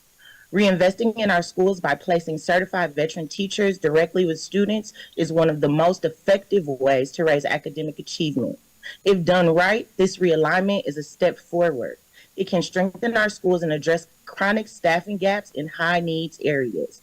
Let's not waste this opportunity. I'll end with the words of Nelson Mandela. Education is the most powerful weapon with which you can use to change the world. Let us make sure that that power remains where it matters most, with our students supported by experienced teachers. Thank you. Thank you. We will now take comments from our audience members. I'm going to call about 2 or 3 names at a time. I'm just going to apologize in advance for any mispronunciations of names. You can correct me when you come up. We're going to start with Sierra Brown, and then Julie Hapeman, and then Laurel Hebish. Sierra, you may come up if you're still here. Sierra Brown? Nope. Okay. Julie Hapeman, and then Laurel Hebish. Okay, if you could just say your name, spell your last name for the record. Thank you. Hapeman, and thank you for pronouncing it correctly. Hapeman. Good evening, members of the board and administration. My name is Dr. Julie Hapeman, and I am here today as the MTEA building representative for the programs for the visually impaired, speaking in support of my colleagues and the students we serve. Last week, during Teacher Appreciation Week, we received an email asking us to attend an after-work hours unpaid meeting. In that meeting, we were told we would be among 181 teachers whose positions were being accessed. These positions were referred to as central office positions and were being reduced to put more teachers in front of the classroom. Many assumed these were administrative or non-teaching roles. In reality, many of these positions belong to itinerant teachers who work face-to-face with students every day. While we may not stand at the front of the classroom, we are at the back, the sides, in the hallways, wherever we can find space to deliver specialized instruction mandated by IEPs. Teachers of the visually impaired, or TVIs, are the only educators in the district qualified to teach Braille and specialized assistive technology to students with visual impairments. I have worked in MPS for over 30 years, and in that time, there has rarely been a year without a vacancy in this area. Last week, every TVI was notified that their position is being accessed. We have since learned that orientation and mobility specialists who teach independent travel skills will not be accessed.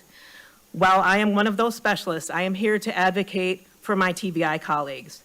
There are no teachers in an MPS who hold TVI licenses outside our department. This license does not qualify someone to be a classroom teacher. TVIs do not teach the core curriculum, we modify it. We teach the expanded core curriculum for students with visual impairments, or the ECC. The ECC includes Braille instruction and assistive technology that even the technology department does not fully understand. Yet these highly specialized educators, whose qualifications make them valuable nationwide, have been told they must reapply for their positions. They are the only ones in the district qualified for these roles, yet they are being asked to submit resumes as if their expertise is suddenly in question. Many feel betrayed, and some in my program and other excess positions are already looking for jobs outside the district. The push to put more teachers in the front of the classroom has overlooked the essential presence of many of our itinerant teachers who make the content accessible for students with special needs. This list of excess positions must be rethought and redrafted, and I urge you to remove TVIs from this list. Thank you. So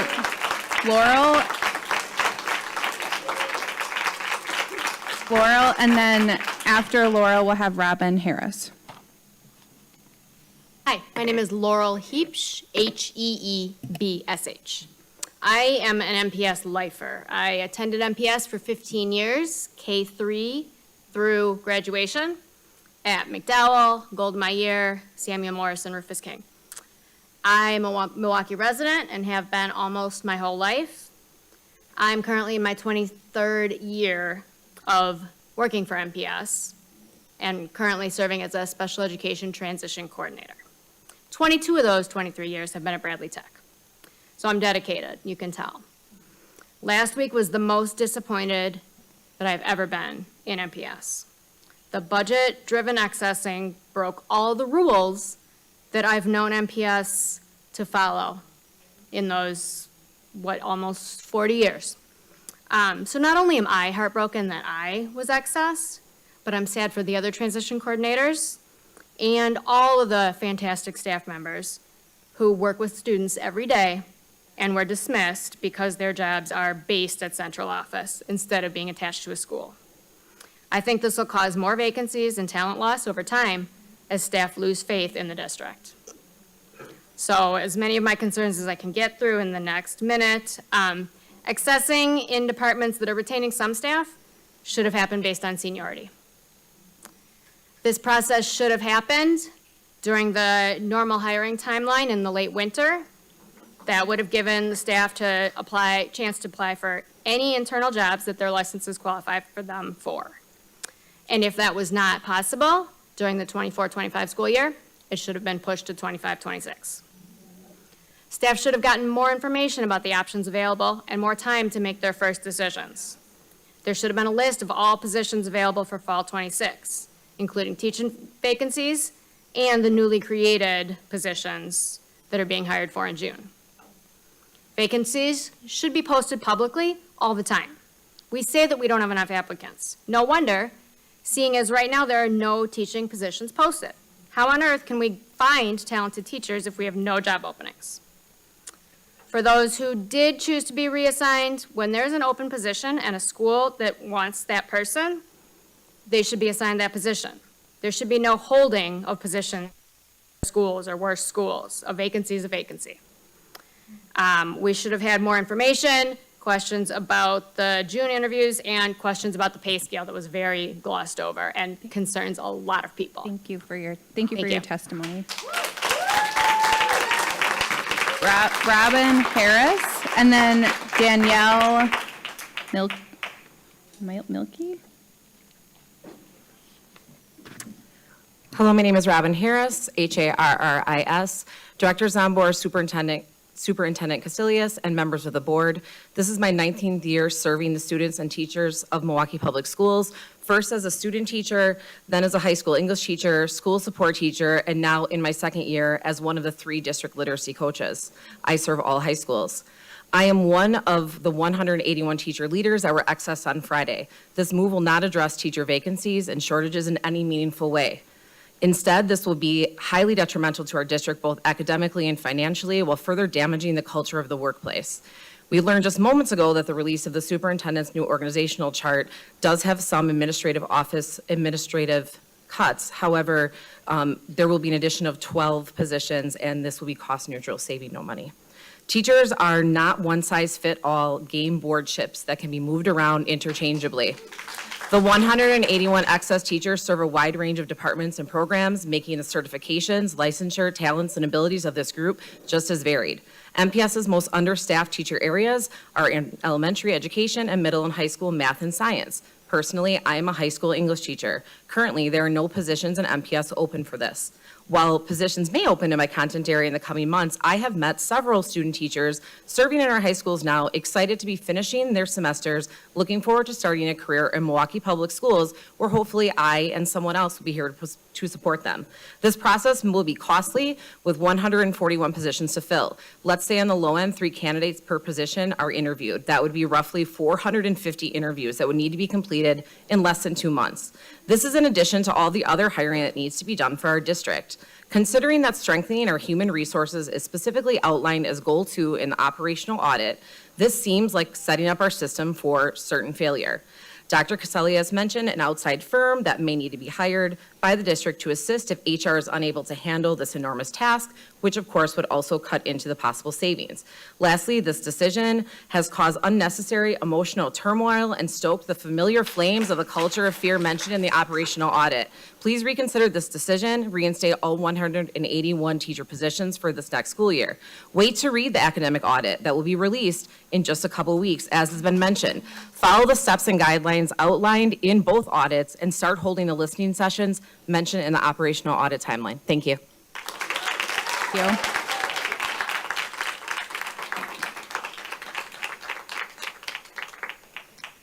Danielle M. And then we have Steve I can't read it. Vandezand. My name's Danielle Milke, Mielke for the last name. Good evening, President Zombor, members of the board, and Superintendent Caselius. I'm an art teacher here at Milwaukee Public Schools. February marked the end of my first year here in MPS. A lot of my growth and survival is owed to my district mentor. I work at a school with over 50% of its population being special education students. Many of these students have diverse, unique, high needs.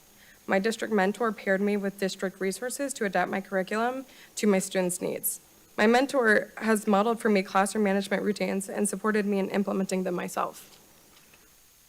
Together, we have worked to alter the way I approach assessment and have developed strategies to increase my students' understanding.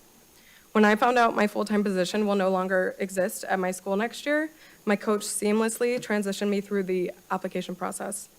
There have been a lot of milestones throughout this year. Without that support, I cannot say confidently that I would have remained in the district.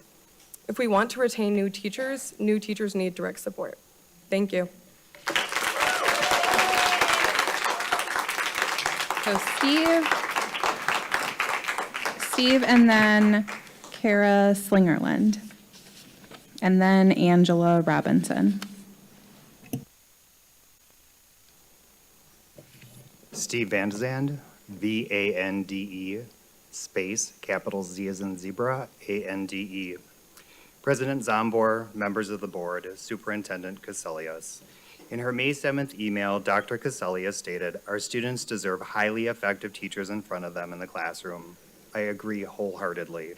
But accessing 181 central office teaching positions, rehiring 140 of them back, and placing 40 teachers back in the classroom does not solve our teacher shortage.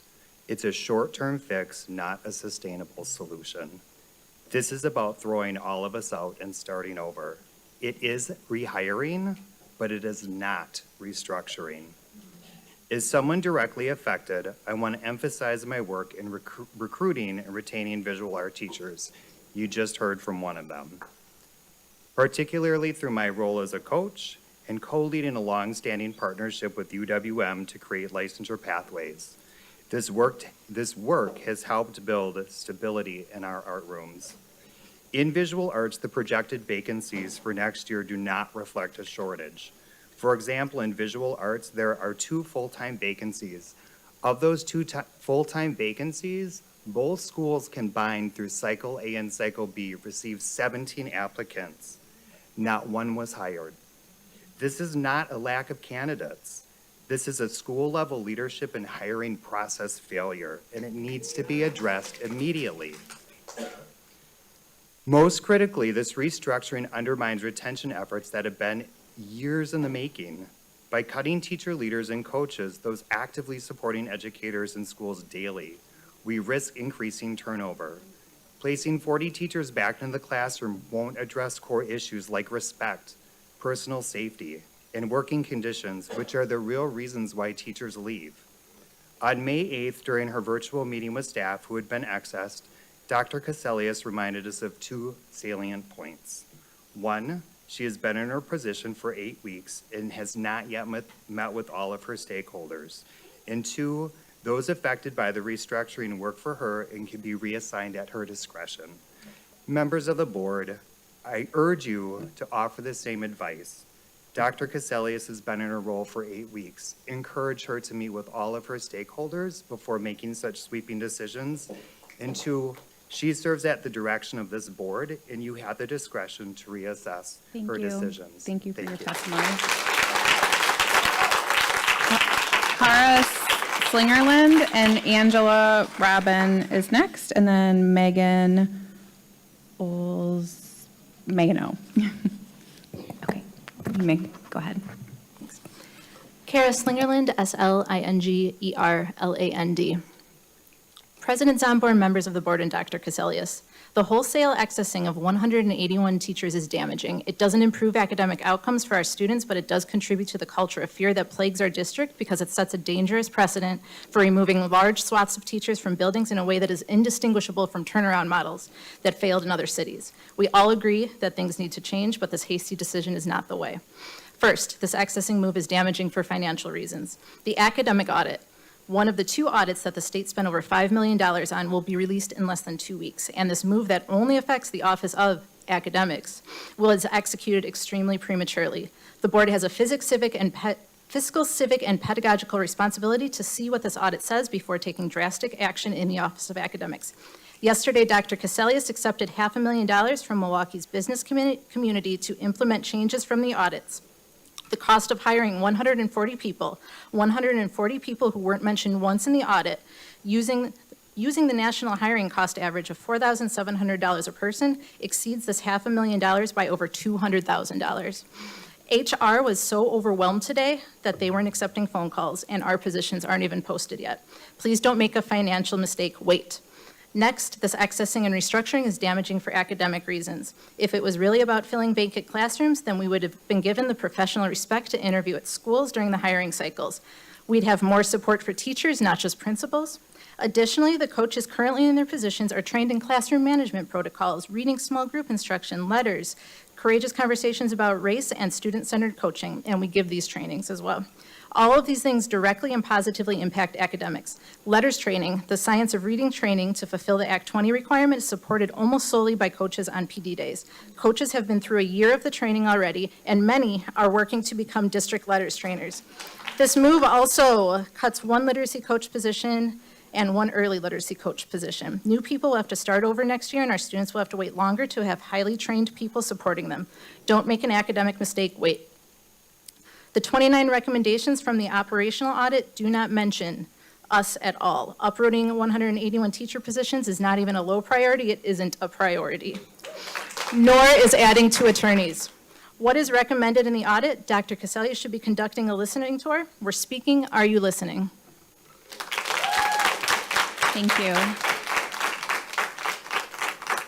Angela Robinson and then Megan O.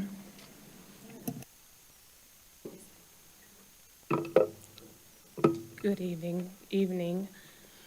I just want to talk about the word. Can you spell your last name? Robinson, Robinson. I apologize. A little nervous, but I want to talk about the word contradiction, because contradiction is what I have been dealing with on teacher appreciation. You're fired or you're accessed.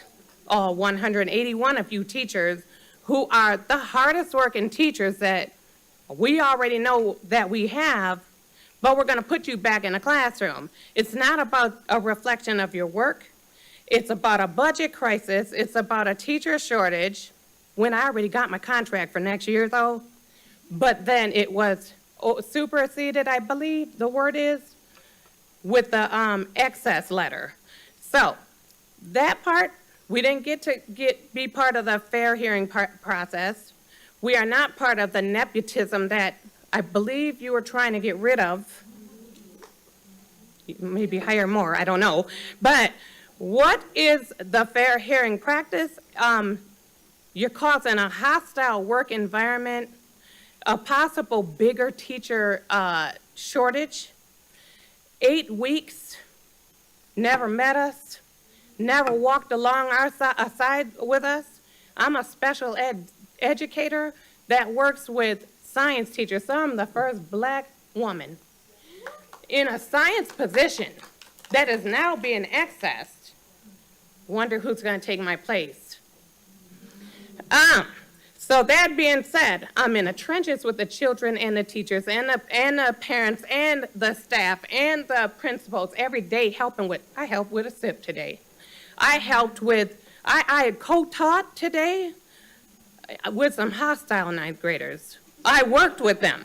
I got them to see that, hey, let's bring you up here and let's take away a little bit of me. So we need to take away this Doge mentality, this mega situation. And I don't mean to be political because I'm not a political person, but I know that sometimes we can make a political situation out of nowhere when we shouldn't. This shouldn't be about politics, but this is definitely replicating the top-down, stomp-down that we are seeing and a big job loss, but we're gonna keep saying that we're doing well, we're doing better, and we're making it better for the people. Thank you. You actually created a lot of money that we're gonna have to spend more. Thank you. We need to call the next speaker. Megan O. and then Gina Jorgensen.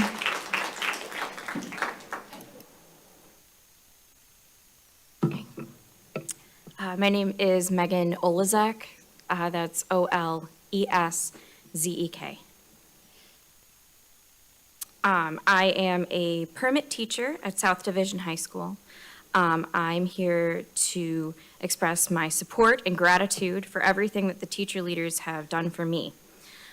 Beginner teachers with little or no preparation are 2 times more likely to quit after the first year than those who are well prepared. If MPS' goal is to keep more teachers in the classroom, part of that solution needs to be providing the necessary support for new educators. Through my work with Gina Jorgensen, an art integration teacher leader, and Randy Wagner, art integration, I have learned so much and felt supported all the while. I began as a teacher with nothing. I was originally hired by MPS as a food service assistant in September of 2021. I enjoyed my time in the kitchen, but my favorite part was when I spent with students. Last fall, I was looking to leave the kitchen for a job as a paraprofessional when my manager informed me that with my bachelor's degree, I had the credentials to apply for a position as a permit teacher and earn my licensure through MPSU. I'm extremely grateful for the opportunity to teach art at the same school where I had already gotten to know the students. However, this meant that I went from working in the kitchen in December to teaching by myself in my own classroom in January. I had not spent any time student teaching. I had no lesson plans or supplies. I was excited but also terrified. Gina Jorgensen sought me out right away. She advocated for me when I did not have a clean space to teach. She gave me enough supplies to start and showed me how to order more. She showed me how to create a lesson plan and a slide deck. She practiced teaching with me when I felt like I did not know what I was doing. Her wealth of knowledge and experience has been integral to my development as a teacher. She continues to work with me to develop new strategies to work with my students. Randy Wagner and I began working together this school year to work on sketchnoting. I am proud to be teaching at a school that is so diverse, but it also comes with a lot of language barriers. I've had classes that contained, sketch notes have helped me bridge the gap in their instruction and allowed me to promote literacy in my art classroom, and I have seen the benefits. I urge you to consider the loss that will be felt if these teacher leaders are no longer able to continue the immensely important work that they do. Thank you. Thank you. Gina Jorgensen, and then David Eppelsheimer. Gina Jorgensen, and then David.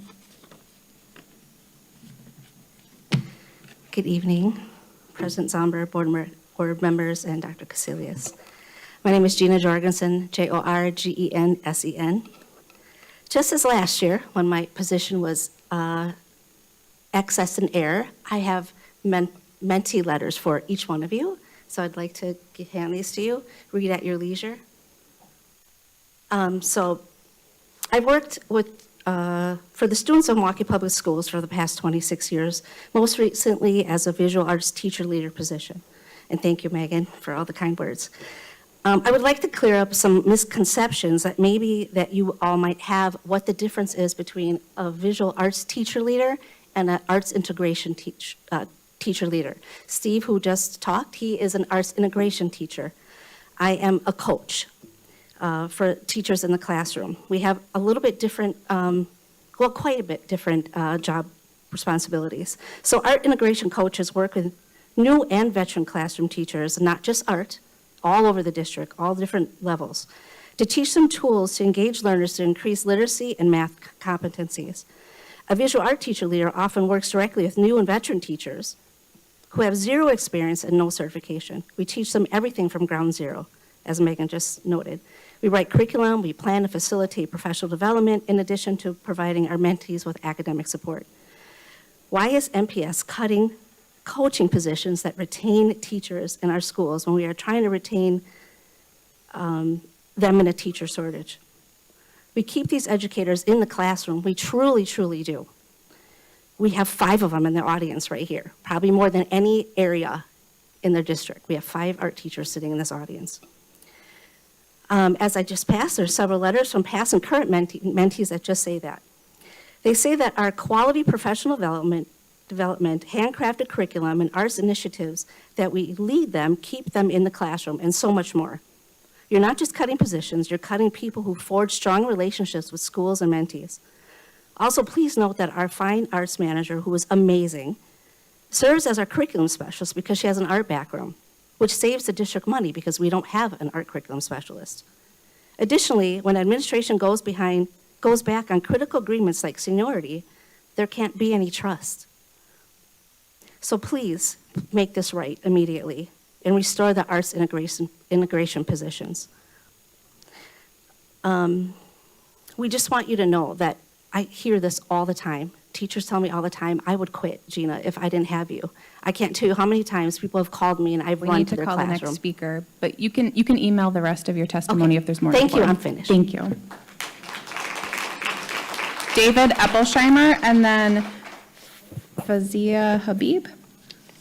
Dave Eppelsheimer, that's E-P-P-E-L-S-H-E-I-M-E-R.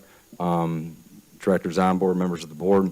I wanted to share a little bit of the letter of recommendation I was forced to write by Dr. Casilius when she imposed a mass excess scheme without regard for seniority or vacancy licensing requirements. Dr. Casilius talks a whole lot, but the actions don't match.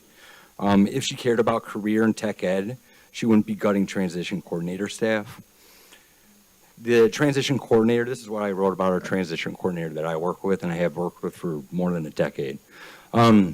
The transition coordinator has proven herself to be a leader within our city and school district, maintaining her presence as a student advocate and resource for colleagues and families. She cares deeply about her students and their families and is a source of support not only within the school building but within the larger community. She has been a consistent collaborative asset for our special education department.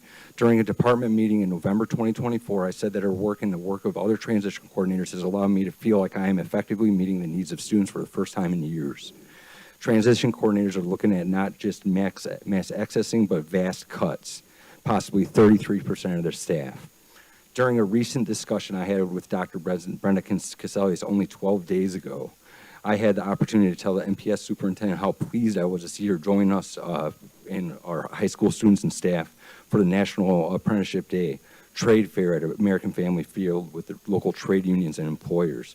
Dr. Casilius vigorously agreed with me and stated that she hopes that these programs could be expanded and built upon. It was a great disappointment to me that only a week after this discussion, Dr. Casilius would announce that all of the transition coordinators in MPS would be accessed, having to reapply to their jobs when the transition coordinator, our transition coordinator at our school, is responsible for planning events like the National Apprenticeship Trade Fair and related post-secondary transition resources for students with special needs. The transition coordinator represents everything that works in Milwaukee Public Schools and its abilities to serve all students and families from all walks of life. The transition coordinator's support in providing a meaningful school experience and educational outcomes for students has made her a highly respected member of our school district. The transition coordinator is a strong addition as a coworker, collaborator, and a teacher. She will be a positive addition to any school, but losing the transition coordinator as a transition coordinator in Milwaukee Public Schools would be disastrous for students and families. What we are seeing here is an expansion of bosses and an attack on the district's workers and families. It's more of the same, folks, and it's not acceptable. Thank you. We have Fazia Habib and then Isabel Seifert. Fazia Habib. Isabel Seifert. And then Katie Klein. Isabel? Thank you. You could just spell your last name for the record. Sure. Seifert. Good evening, administration and members of the board. My name is Isabel, and I teach elementary arts at Browning School and Hopkins Lloyd Community School. As a first-year permit teacher, much like Megan, who just spoke recently, the support I have gotten from my mentor and teacher coaches has benefited the 21 classes of students, K3 through 5th grade, I have been teaching between my two schools. I was devastated to hear about the reduction of my department's teacher leaders. Because I am studying to get my license presently through the MPSU program, I came into the classroom with significantly less experience than the average teacher. Ground zero, as Megan had mentioned. My teacher mentors helped me fill in the gaps in my knowledge and advised me when my classroom management felt way over my head. With classroom behaviors on the rise and an ever-present challenge to meet students where they're at, new teachers such as myself need this support through our teacher leaders. When I'm doing my job in the classroom, a lot of this is very abstract.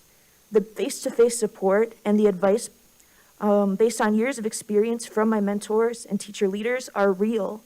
It's what keeps me prepared and sane. These cuts will compromise the support I need as a new teacher. If you want to ensure that every classroom has a permanent, qualified, experienced, and licensed teacher, we need a fighting chance. These changes are intimidating and discouraging as new teachers. We need the support our teacher leaders and coaches provide. Thank you. Thank you.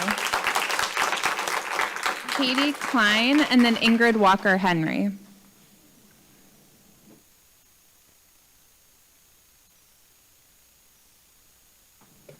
Katie, you could just spell your last name for the record, please. Katie Klein, Klein. Good evening. I am speaking against the restructuring plan. It has been presented to the public as a restructuring of central office. This is blatantly false. Every one of the 181 people are teachers. They are the coaches and mentors that work directly with teachers and students are responsible for district curriculum. They work in the schools, not this building.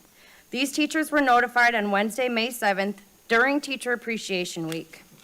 They were given until Monday, May 12th to decide if they want to be placed in a classroom or reapply for the same position they were accessed from. Placed is the operative word. They don't get to interview, they don't get to choose their placement or even see what is available. The email also stated the 140 coach, mentor, and curriculum positions would be posted immediately, but now they won't be posted until June. Another lie. The crafty wording and lack of transparency with this process is appalling. Even more, the lack of respect for teachers shown by the superintendent after a few months, weeks, on the job is offensive. I urge you to rethink this plan and spend a little more time getting to know what these teachers do and what is best for our students. Thank you. Okay. We have Ingrid Walker-Henry and then Luz Hernandez. Ingrid Walker-Henry, WALKER-HENRY.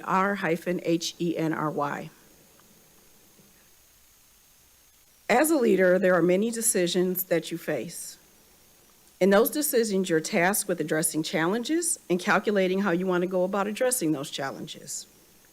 Do your actions inspire loyalty and trust? Are you respecting the work and dedication of your employees? Superintendent Casalius and MTEA agree. We need to fill classroom teacher vacancies and ensure our students' classroom are staffed with highly licensed teachers. But the method to do so has to be effective, and it should not instill fear and uncertainty in the workforce. The 181 teachers accessed by the superintendent have been demoralized, with their seniority rights trampled on. Unnecessary mass accessing has resulted in a loss of trust, and now MPS is at risk of losing these dedicated educators to retirement, other districts, or even other professions. It does not make sense to access 181 workers to turn around next month and bring 140 workers back. 22 departments that house teachers that were accessed, departments like deaf and hard of hearing, mentors, special education support teachers, and so many others, are now going to reapply. It just makes no sense to access them only to be told the exact same number of people will be rehired in even those departments. MTA is calling on the board and the superintendent to treat all workers in MPS with respect and dignity.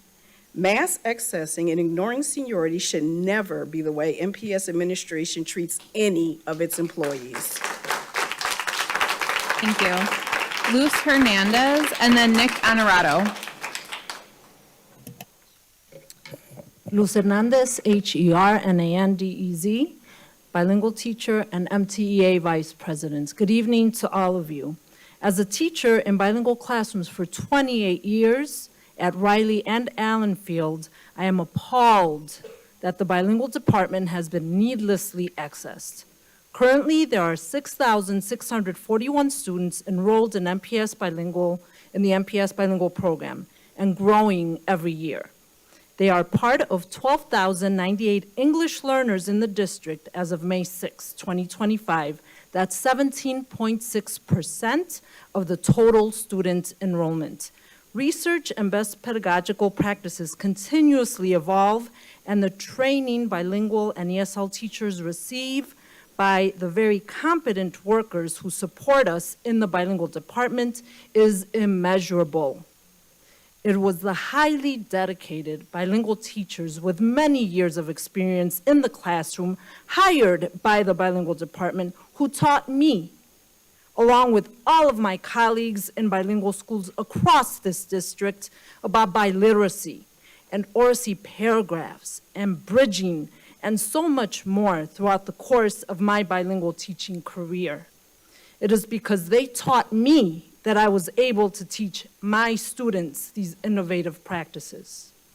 Now, the individuals who possess all of this institutional knowledge are being forced out and directed to reapply for their positions because of this mass accessing that does not honor seniority and should have never happened. This decision will also put MPS in danger of not complying with federal law because the Law Compliance Office, also under the bilingual department, is in danger of losing its most competent workers. This office exists because of a Supreme Court decision made in 1974 stating that not being able to speak English is not a reason to deny any student an equitable public education.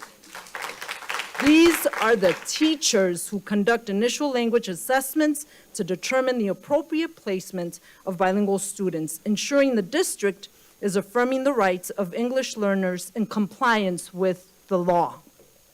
When Superintendent Casalius was asked in a meeting of these excess workers if she knew what they did in their positions We need to at call the next central speaker. office, she said You no.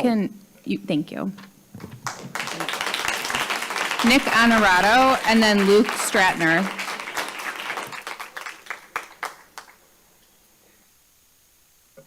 Nick Honorato, Onorato. Members of the board, Superintendent Casalius, we have come here tonight because we believe in this district. We believe that our public schools and we believe in our public schools and our students deserve more. They deserve funded schools with art and music and nurses and gym, and they deserve to have fully qualified teachers in every classroom that they attend and deserve opportunities for learning that extend beyond school day. I've been a special education teacher in MPS for 17 years, and like many other veteran teachers in this district, we can point out where MPS can be doing better. We can tell you that what our students need and what supports that they should be getting and what programs would thrive if given the chance. Mass accessing is telling veteran teachers who are specialists in their field, who support teachers across the district in an ever-changing and challenging academic landscape, that their work that they are doing is not valued, or that they are interchangeable, or even expendable. Veteran teachers who, if given the respect and the opportunity, are eager to work with the new administration on a plan that could be implemented to increase the number of available classroom teachers while ensuring that the schools and the students that they support will not fall through the cracks. The rights of workers cannot be ignored.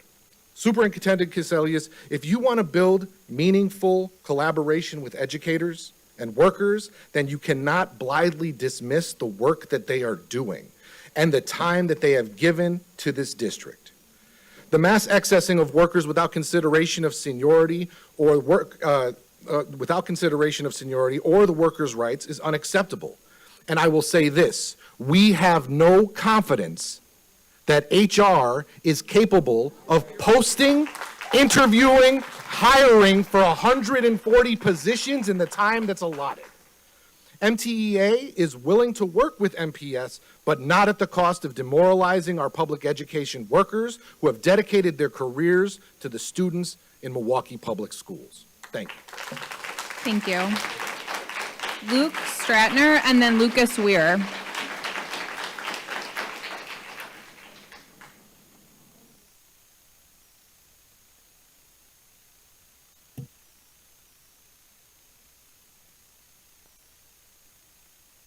If you could just say your name and spell your last name for the record. Good evening. Luke Stratner, Strattner. Members of the board, I'm a proud MPS alumni who owes a debt to Riverside teachers that I couldn't pay in like 100 years. I'm a currently teacher in New Orleans. I don't really know the politics of what's going on here, but I have some family and friends who are teachers in the district. And when I heard about this action, I thought I could give you guys like a cautionary tale. I started teaching in New Orleans in 2006 in the aftermath of Hurricane Katrina. The state came in and took responsibility for running the schools away from the local control. They handed the schools to outside privatizers and charter schools, who busted the union, got rid of seniority, and took away the culture of our schools. This included resetting our staff, accessing everyone and having them reapply. I watched incredible teachers lose their job. The schools were given a meager operation budget and were told to hire the best people. But the principals found that it was cheaper to hire TFA kids who would work long hours for little money. But they were contracted for 2 years, and most of them, almost all of them, left after that 2 years.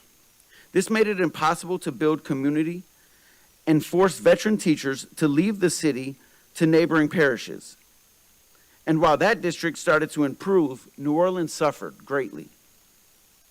For the first countless years of my career, every student would ask me and my colleagues if we would be back next year. Kids never expected teachers to return. Unfortunately, when there is no consistency, teachers will walk away no matter how much they care for their students. I don't know anything about the politics of what's going on here, but I'm going to say it's a mistake to implement mass accessing. I'm not unfamiliar with mass accessing. I'm probably the first one to experience it. But the violation of workers' rights, I just never thought it'd be something that I'd associate with MPS. Thank you guys so much for your time. I appreciate it. Thank you. Lucas Weir, and then Jody Bauer. Is Lucas here? Jody Bauer.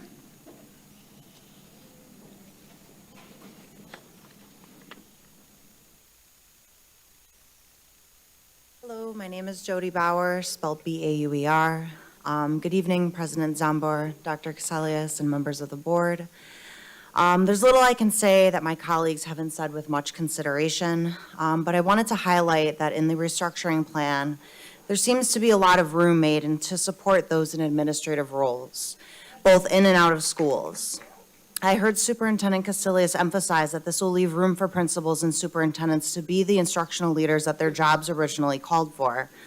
But I would like to know, where are the checks and balances that this will actually occur?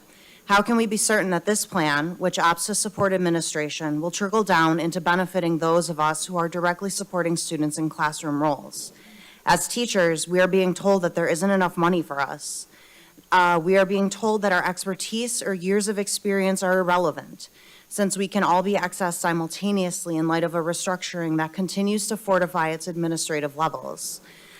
What process of accountability is the district willing to take now that instructional coaches and teacher leaders are being cast out of roles, that principals and other administrative staff will step up and fulfill this responsibility? How will this be evaluated in consideration to the diverse backgrounds and needs represented by the learners in our classrooms?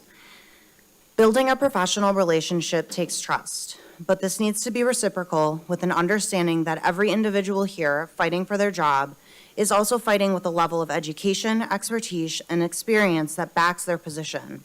Every teacher has another teacher in mind that they have relied on, confided in, or thinks about when they reflect on their own growth as professionals. This isn't the role of admin, but has always been the role of teachers for other teachers, and highlights a key strength of the services provided by the positions cut in the Office of Academics just last week.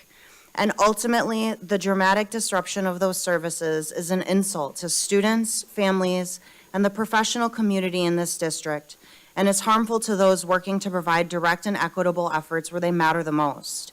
It was inspiring to hear Director Jackson tonight say that for the first time, the board has been able to hold a discussion about district restructuring where everyone was heard. So I ask, when will teachers get their seat at this table? Thank you.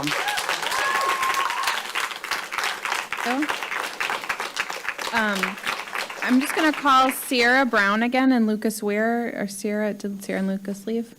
Okay. Then our final speaker is Evelise Perez. And actually, I'm going to call if Fazia Habib is here as well. Okay. Good evening. My name is Evelise Perez, Perez. Good evening, Superintendent and board members. I'm honored to serve MPS as a bilingual educator for the past 12 years. I'm a proud MPS alumni and product of your bilingual programs. I'm a mother of a current bilingual student, 2 MPS graduates, and I currently serve on the board of the Wisconsin Association for Bilingual Education. I'm here to remind the district that we currently serve over 12,000 English learners. They attend 25 of our bilingual schools and 20 schools with ESL standalone programs. And we have a legal obligation to provide specialized instruction in language acquisition and biliteracy. I was shocked to hear about the elimination of the ESL and bilingual teacher leader positions. Not only are these positions essential to ensure that instruction, coaching, and best practices are occurring at our schools serving multilingual learners, they are also some of the most qualified and dedicated individuals in our district. The district is risking of losing some of their top employees and asking them to reapply to positions they were already doing a wonderful job at. As a school implementer at my school, I can testify firsthand of the importance of having teacher leaders as people to reach out to when I need guidance. For example, during the Act 20 Ames Web implementation we had to roll out this winter, I could have not successfully rolled this out at our bilingual school without the support of our bilingual teacher leaders. I heard from some of your work session comments the need for professional development and literacy training as we move forward. But I asked myself, how will this occur, and how will all this knowledge transfer to classroom when the district is cutting out the very people who are doing the training and the coaching? Last year, it was the SSTs who were cut. This year is the teacher leaders. I know big changes need to happen in order for the district to increase student achievement, and I am not against that. But as we make these decisions, please remember that we need our bilingual and ESL teacher leaders to ensure that our 12,000 English learners are served. Thank you. Thank you. We have one more speaker slip that just came in. Oh, and Jill, I can't read your handwriting. Something sorry. Hardy? Maggie Hardy. Maggie Hardy. And then Maggie, while Maggie's coming up, we did have 5 people opposed that do not wish to speak. There is some written testimony. We'll make sure all board members get on this as well. Hello, thank you. Thank you very much for having me, members of the board and Superintendent Consilius. I emailed you today, all of you, what I was going to say. And then I thought, well, am I going to read it? No. What should I do? So I'm not going to read it because we've been sitting and listening to everything, but I'm a program support teacher from Specialized Services. We have 15,000 special ed students in our district. We have 18 program support teachers who support the teachers of our special education students, and you want to cut 5 of us. That's not doable. We need more of us. So I'm asking the board to please, and Dr. Consilius, to please look at this and look at what you're doing. I mean, and I get that changes need to be made. I get that. But really look and see what all of us do and really what needs to be cut and where the cuts need to be. Is it really with the people that are supporting the teachers and the students in the schools? Thank you. Thank you.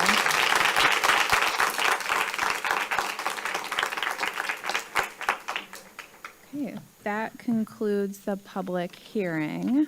Madam Secretary, would you remind us of the items noticed for closed session, please?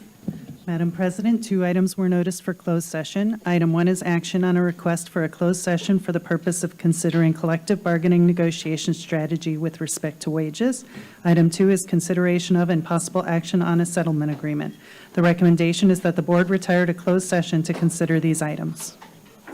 The chair will accept a motion to retire to closed session on item 1 pursuant to Wisconsin statute section 19.85 parent 1 parent E for collective bargaining reasons, and on item 2 pursuant to Wisconsin statute 19.85 parent 1 parent G to consult with legal counsel who is rendering oral or written advice concerning litigation in which the board is or is likely to become involved. Does any member so move?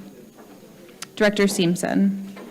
I move that we retire to closed session for the reasons read into the record. Do we have a second? Director Ferguson seconds. Will the secretary please call the roll? On Director Seamson's motion to retire to closed session on items 1 and 2 of the agenda pursuant to Wisconsin statutes 19.85 parent 1 parent E and parent G. Director Ferguson? Aye. Director Fonz? Aye. Director Herndon? Aye. Director Jackson? Aye. Director O'Halloran? Aye. Director Reza? Aye. Director Seamson? Aye. Director Vanoy? Aye. And President Zomber? Aye. That's 9 ayes. The motion passes. The board will now retire to closed session. The board may return to open session to take action on matters discussed in closed session. Otherwise, the board will adjourn from closed session. Madam Secretary, please note the time.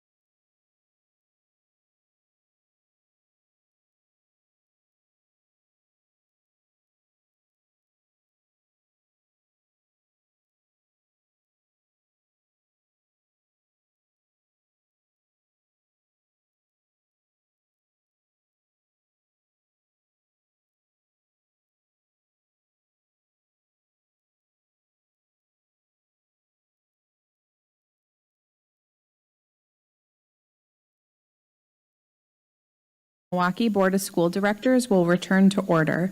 The board has been in closed session on items 1 and 2 of the agenda. On the question of collective bargaining negotiation strategy, what is the pleasure of the board? Director Ferguson. I motion to authorize the superintendent or her designee to bargain with the Psychologists Association of Milwaukee Public Schools as discussed in closed session. Do we have a second?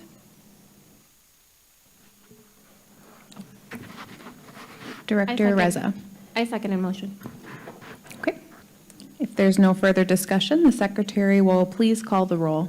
On Director Ferguson's motion to authorize the superintendent or her designee to bargain with the Psychologists Association of the Milwaukee Public Schools as discussed in closed session, Director Ferguson. Aye. Director Fonz. Aye. Director Herndon. Aye. Director Jackson. Aye. Director O'Halloran. Aye. Director Reza. Aye. Director Seamson. Aye. Director Vanoy. Aye. And President Zomber. Aye. That's 9 ayes, the motion passes. Thank you. On the question of the settlement agreement, what is the pleasure of the board? Director Fonz, do you have a motion? I move to approve the motion. To authorize the Office of the City Attorney Correct.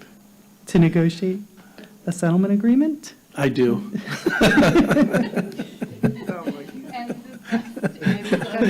Someone else like to make the I motion? did not have a script. No, that's okay.